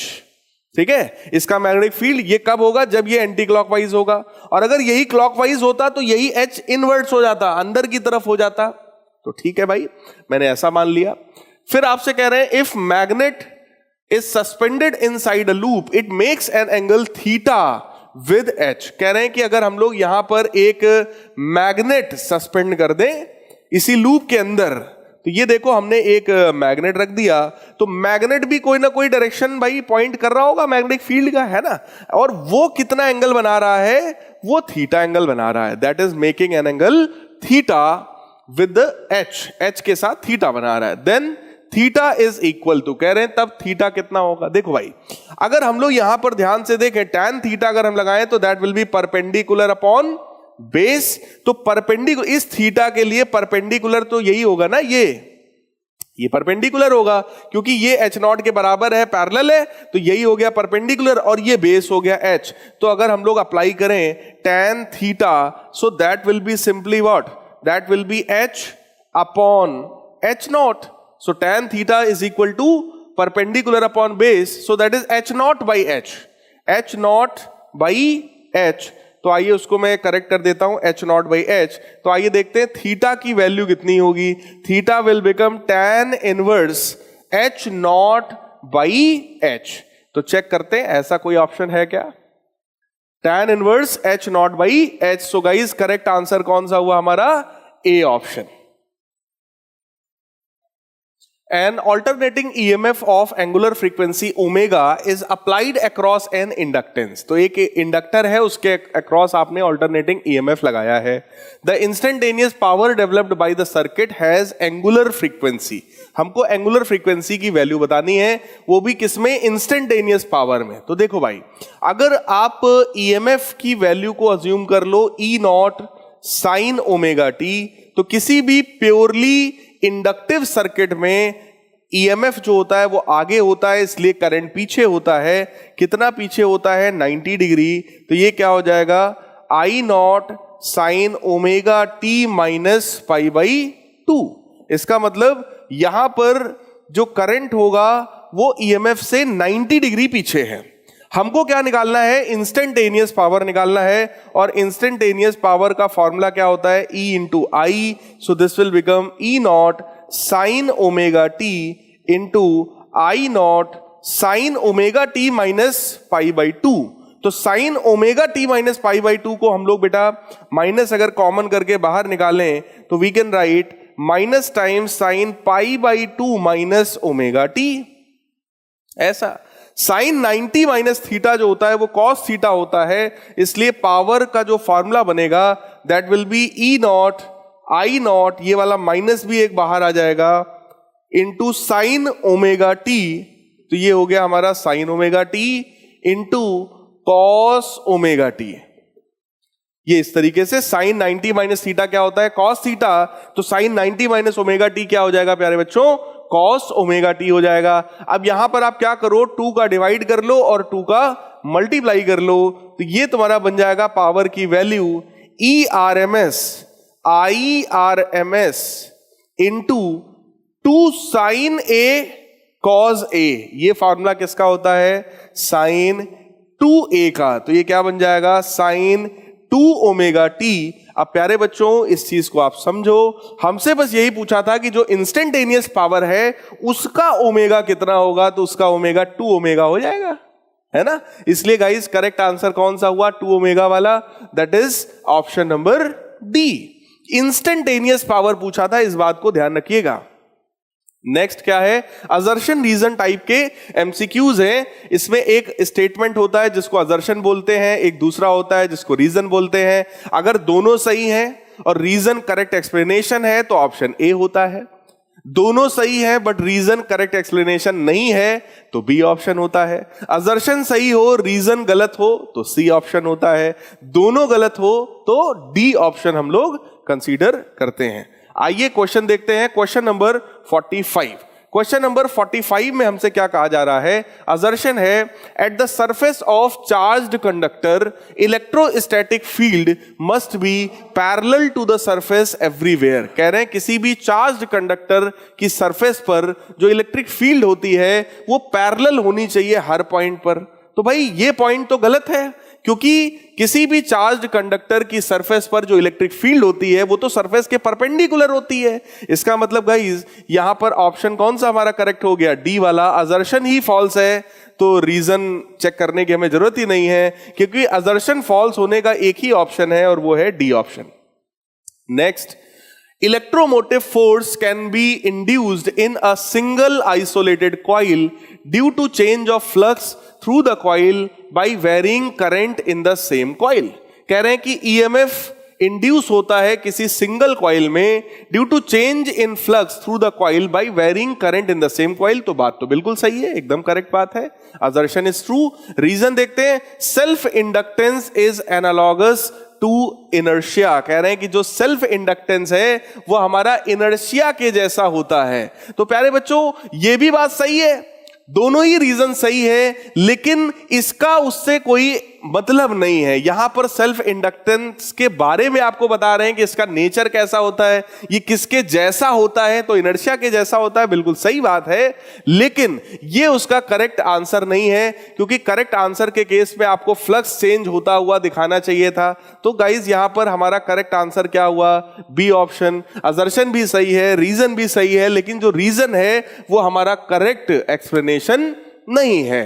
क्वेश्चन नंबर 47 क्या है, असर्शन में हमसे कहा जा रहा है for a velocity selector when v is equal to e by B charged particles passes in straight line. बिल्कुल सही है कि जब इलेक्ट्रिक फोर्स मैग्नेटिक फोर्स के बराबर हो जाता है तो वो सारे चार्जेस स्ट्रेट लाइन में जाते हैं। तो क्यू ई बराबर क्यू वी बी, क्यू से क्यू कैंसिल हो जाता है, तो ई बराबर वी बी, तो वी बराबर ई बाई बी। करेक्ट है। कह रहे total force on the charge is 0 as E is equal to B. गलत है, असर्शन सही है बट रीजन जो है हमारा वो गलत है। सो गाइज यहां पर करेक्ट आंसर हमारे 47th वाले क्वेश्चन का क्या हुआ, C option, assertion is true but reason is false. Question 48, assertion में कहा जा रहा है the charge on all capacitors connected in parallel combination remains same. कह रहे charge on all capacitors connected in parallel combination remains same while potential difference is different for each capacitor. बेटा गलत है, कह रहे हैं कि अगर आपने पैरेलल में जोड़ा है तो चार्ज सेम होगा। ये तो बिल्कुल ब्लंडर है, एकदम गलत है। इसका मतलब इसका भी करेक्ट आंसर कौन सा हुआ? डी ऑप्शन हुआ भाई। असर्शन ही गलत हो गया, ऐसा ऑप्शन तो केवल डी में होता है। Question number 49, that is the last question of your section B. Assertion में है when a capacitor is charged in a DC circuit it limits और opposes the current in the circuit.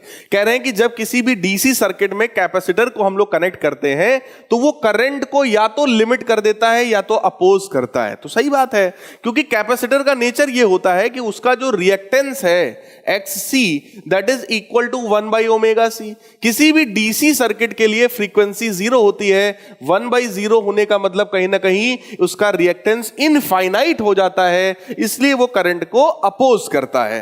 अब हमसे ये कहा जा रहा है रीजन में, when capacitor is fully charged current in the circuit falls to 0। Current जो है वो 0 हो जाता है। तो बात ये भी सही है, लेकिन बेटा अगर ये रीजन वाला स्टेटमेंट असर्शन में होता और असर्शन वाला रीजन में होता तो वो उसका करेक्ट एक्सप्लेनेशन हो जाता। यहां तो आपको बात ये बताई जा रही कि जब कैपेसिटर फुल्ली चार्ज होता है तो करंट की वैल्यू 0 हो जाती है। सही है, ये तो रिजल्ट है ना। उसका रीजन आपने दिया है फर्स्ट वाले स्टेटमेंट में कि जब वो चार्ज होता है तो वो लिमिट करता है। क्यों लिमिट करता है? क्योंकि XC की वैल्यू 1/ωc होती है। ओमेगा जो होता है वो इसके लिए 0 होता है, इसलिए जो है XC की वैल्यू इनफाइनाइट होती है। तो असर्शन रीजन दोनों सही है, लेकिन जो रीजन है वो करेक्ट एक्सप्लेनेशन नहीं है। लेकिन हां, अगर इन दोनों को इंटरचेंज कर दिया जाता तो हम ऑप्शन ए जो है बोल सकते थे। सो गाइस, ये था हमारा सेक्शन बी, जिसमें हमारे पास टोटल 24 क्वेश्चंस थे और 20 करने थे। अब आते हैं सेक्शन सी पर, जिसमें हमारे पास 6 क्वेश्चंस हैं और कोई 5 करने हैं, तो ज्यादा करने का फायदा नहीं है क्योंकि चेक नहीं किया जाएगा। अब आइए क्वेश्चन पढ़ते हैं। क्वेश्चन नंबर 50 है, figure shows a circuit with known resistance R1 and R2. Neglect the internal resistance of the sources of current and resistance of the connecting wire. ठीक है। The magnitude of electromotive force E की value such that current through the resistance R will be 0. कह रहे हैं कि अगर इसके through जो करंट है वो 0 है तो आप मुझे इस E की वैल्यू बताओ। देखो भाई, मान लेते हैं इससे निकलने वाला करंट कितना है? I। जब वो करंट I आएगा तो कुछ करंट इधर की तरफ चला जाएगा ना। लेट अस सपोज ये करंट कितना है? I1, और इसमें कितना करंट चला जाएगा? That will B I minus I1। जब इस तरीके से करंट फ्लो हो रहा होगा, देखो ये माइनस है ये प्लस है, करंट ऐसे जा रहा होगा, ऐसे जब करंट गया है तो ये प्लस है ये माइनस है, इस तरीके से जा रहा है तो ये प्लस है ये माइनस है, यहां पर फिर से I करंट आया होगा, ये प्लस है और ये माइनस है। अब आइए हम लोग इक्वेशंस बनाते हैं। इस वाले लूप में अगर मैं इक्वेशन बनाऊंगा तो यहां से मैं चलना शुरू कर रहा हूं, तो मैं इक्वेशन लिख रहा हूं, देखिएगा E minus E1 minus I1 R1 minus IR is equal to 0। पहले लूप के लिए मैंने इक्वेशन लिख दिया है, जिसमें हमसे यह बोला गया है, अकॉर्डिंग टू क्वेश्चन बोला यह गया है कि करंट थ्रू रजिस्टर R के थ्रू जो करंट है I, इसकी वैल्यू कितनी है? 0 है। अगर I की वैल्यू 0 है तो हमारे पास इक्वेशन, जरा आप ध्यान से समझिएगा, क्या बन जाएगा? ये I की वैल्यू तो भाई साहब 0 है, तो ये टर्म गायब हो गया। बहुत ध्यान से बेटा देखना, वो टर्म गायब हो गया। ये इक्वेशन है हमारी, दिस इज इक्वेशन नंबर 1। अब आते हैं इक्वेशन नंबर 2 पर, जो कि हमें दूसरे वाले लूप से मिलेगी। दूसरे वाले लूप के लिए जब मैं इक्वेशन लिखूंगा तो आप चेक करो, हम लोग माइनस पे पहुंचे हैं। सो माइनस का I minus I1 times R2, plus पर पहुंचे हैं तो प्लस का I1 R1 प्लस का E1 इज इक्वल टू 0। ये हमारी इक्वेशन बन गई सेकंड लूप के लिए। लेकिन इसमें भी वही वाली बात है कि सर I की वैल्यू 0 है। अगर I की वैल्यू 0 है तो बेटा ये टर्म जो है वो गायब हो जाएगा, I वाला टर्म। बहुत ध्यान से सब लोग समझिएगा, I वाला टर्म गायब हो गया तो ये क्या बन जाएगा? This will be I1 R2 plus I1 R1 plus E1 is equal to 0। हमको वैल्यू किसकी निकालनी है? E की वैल्यू हमको निकालनी है, इस E की वैल्यू को हमें निकालना है, तो हम लोग क्या कर सकते हैं, अगर मुझे यहां से E की वैल्यू को निकालना है तो we can write here E is equal to E1 plus I1 R1। तो अगर मैं वहां से I1 निकाल लूं, देखिए अगर मैं यहां से I1 की वैल्यू निकाल लूं जो कि होता है R2 plus R1 is equal to minus E1, तो आप देख रहे होंगे I1 की वैल्यू मैं निकाल सकता हूं, तो आ जाएगा E is equal to E1, current की वैल्यू निगेटिव है, so that is again minus E1 upon R1 plus R2 times R1। तो EMF की वैल्यू कितनी हो गई, E1 कर लो कॉमन, ये कितना बनेगा 1 minus R1 upon R1 plus R2। तो आप खुद चेक करो, R1 plus R2 minus R1, तो R1 से R1 कट गया, ऊपर बचेगा R2। तो EMF E की वैल्यू हमारे पास कितनी आएगी, R2 times E1 upon R2 plus R1। Check करिए ऐसा कोई आंसर है क्या, R2 times E1 upon R1 plus R2। E की वैल्यू हम लोग की आ गई है R2 E1 upon R2 plus R1। अब देखिए यहां पर एक हल्का सा करेक्शन है, करेक्शन ये है, हमको magnitude of the electromotive force E नहीं निकालना है, हमको इसकी वैल्यू नहीं निकालनी है, हमको E1 की वैल्यू निकालनी है यहां पर। So it should be E1, क्योंकि बेटा E की value R2 E1 upon R2 plus R1, ऐसा कोई भी ऑप्शन यहां पर है नहीं, तो हमने क्वेश्चन को हल्का सा चेंज कर दिया, और चेंज ये कर दिया कि हम E1 की वैल्यू निकालेंगे। अगर E1 की वैल्यू हम निकालेंगे तो आप ही चेक करो, R2 प्लस R1 इधर चला जाएगा, तो मैं इधर लिख रहा हूं, आप लोग चेक करिएगा क्या ऐसा कोई ऑप्शन हमारे पास है। So that is E1 is equal to R2 plus R1 times E divided by R2। ऐसा ऑप्शन कौन सा है, R2 plus R1 times E upon R2। So guys correct answer कौन सा हो जाएगा हमारा, सी ऑप्शन। लेकिन इस क्वेश्चन में हल्का सा एक करेक्शन हमें करना पड़ेगा, ये कॉमा नहीं है, ये 1 है, ये टाइपिंग मिस्टेक है। आइए आगे बढ़ते हैं नेक्स्ट क्वेश्चन की तरफ, क्वेश्चन नंबर 51। क्वेश्चन नंबर 51 हमसे कह रहा है, a coil is suspended in a uniform magnetic field with its plane parallel to the magnetic lines of force. ठीक है, when a current is passed through the coil, it starts oscillating and is very difficult to stop. But if an aluminum plate is placed near the coil, it stops. कह रहे हैं कि जब आपने current flow कराना coil में शुरू किया तो वो ऑसिलेट होने लगा, and is very difficult to stop, उसको रोकना बहुत कठिन था। But if an aluminum plate is placed near to the coil, it stops. कह रहे हैं एल्यूमिनियम प्लेट रखा, वो रुक गया coil. This is due to which of the following reason? ऐसा क्यों हुआ होगा? देखो बेटा, अगर कोई प्रोसेस हमारे लिए टफ है और उसके बाद हमने किसी चीज को रखा और रखते ही वो प्रोसेस स्टॉप हो रहा है, तो कहीं ना कहीं जो एल्यूमिनियम का प्लेट हमने रखा है उसने इस वाले प्रोसेस की एनर्जी का लॉस कराया होगा, इसीलिए तो ये प्रोसेस स्टॉप हो गया। ठीक, अब आओ ऑप्शंस को पढ़ते हैं। Development of air current when the plate is placed, तो ऐसा कोई कॉन्सेप्ट नहीं होता है एयर करंट का यहां पर। आगे बढ़ते हैं, ये तो गलत है। Shielding of magnetic lines of force as aluminium is a paramagnetic material, तो ये भी ऐसा कुछ भी नहीं है, यहां शील्डिंग इफेक्ट का भी कोई काम नहीं है, क्योंकि शील्डिंग में तो उसके अंदर होना चाहिए, ये भी नहीं है। Electromagnetic induction in the aluminium plate giving rise to electromagnetic damping, ये हो सकता है भाई। तो यहां पर करेक्ट ऑप्शन कौन सा है हमारा, बी ऑप्शन, डैम्पिंग हो सकता है। इलेक्ट्रोमैग्नेटिक डैम्पिंग का मतलब क्या है, दूसरी कॉइल को रखने की वजह से यहां पर जो एडी करंट्स प्रोड्यूस हुए होंगे उसकी वजह से एनर्जी का लॉस हुआ होगा और प्रोसेस में डैम्पिंग वाली सिचुएशन यहां पर आ गई है। यही कॉन्सेप्ट मैग्नेटिक ब्रेक्स में भी यूज होता है, जो कि बहुत फास्ट मूविंग ट्रेन्स में यूज किया जाता है। अब आइए केस स्टडी पर आते हैं, आखिरी के कुछ क्वेश्चंस हैं हमारे, इलेक्ट्रोस्टैटिक पेंटिंग पर बेस्ड है। ठीक है, पेंटिंग जो होती है उसमें भी देखिए इलेक्ट्रोस्टैट्स का यूज होता है। कैसे यूज होता है आइए पढ़ते हैं। Electrostatic painting is a process of charging particles in paint to more efficiently paint a work piece. Paint करने के लिए हम लोग क्या करते हैं, जो पेंट के जो ये पार्टिकल्स हैं, इन पार्टिकल्स को हम लोग चार्ज करते हैं। कोई एक चार्ज, जैसे मान लो आपने पॉजिटिव चार्ज कर दिया अकॉर्डिंग टू डायग्राम, तो वो हमेशा किसी निगेटिवली चार्ज्ड आइटम की तरफ पहुंचेगा।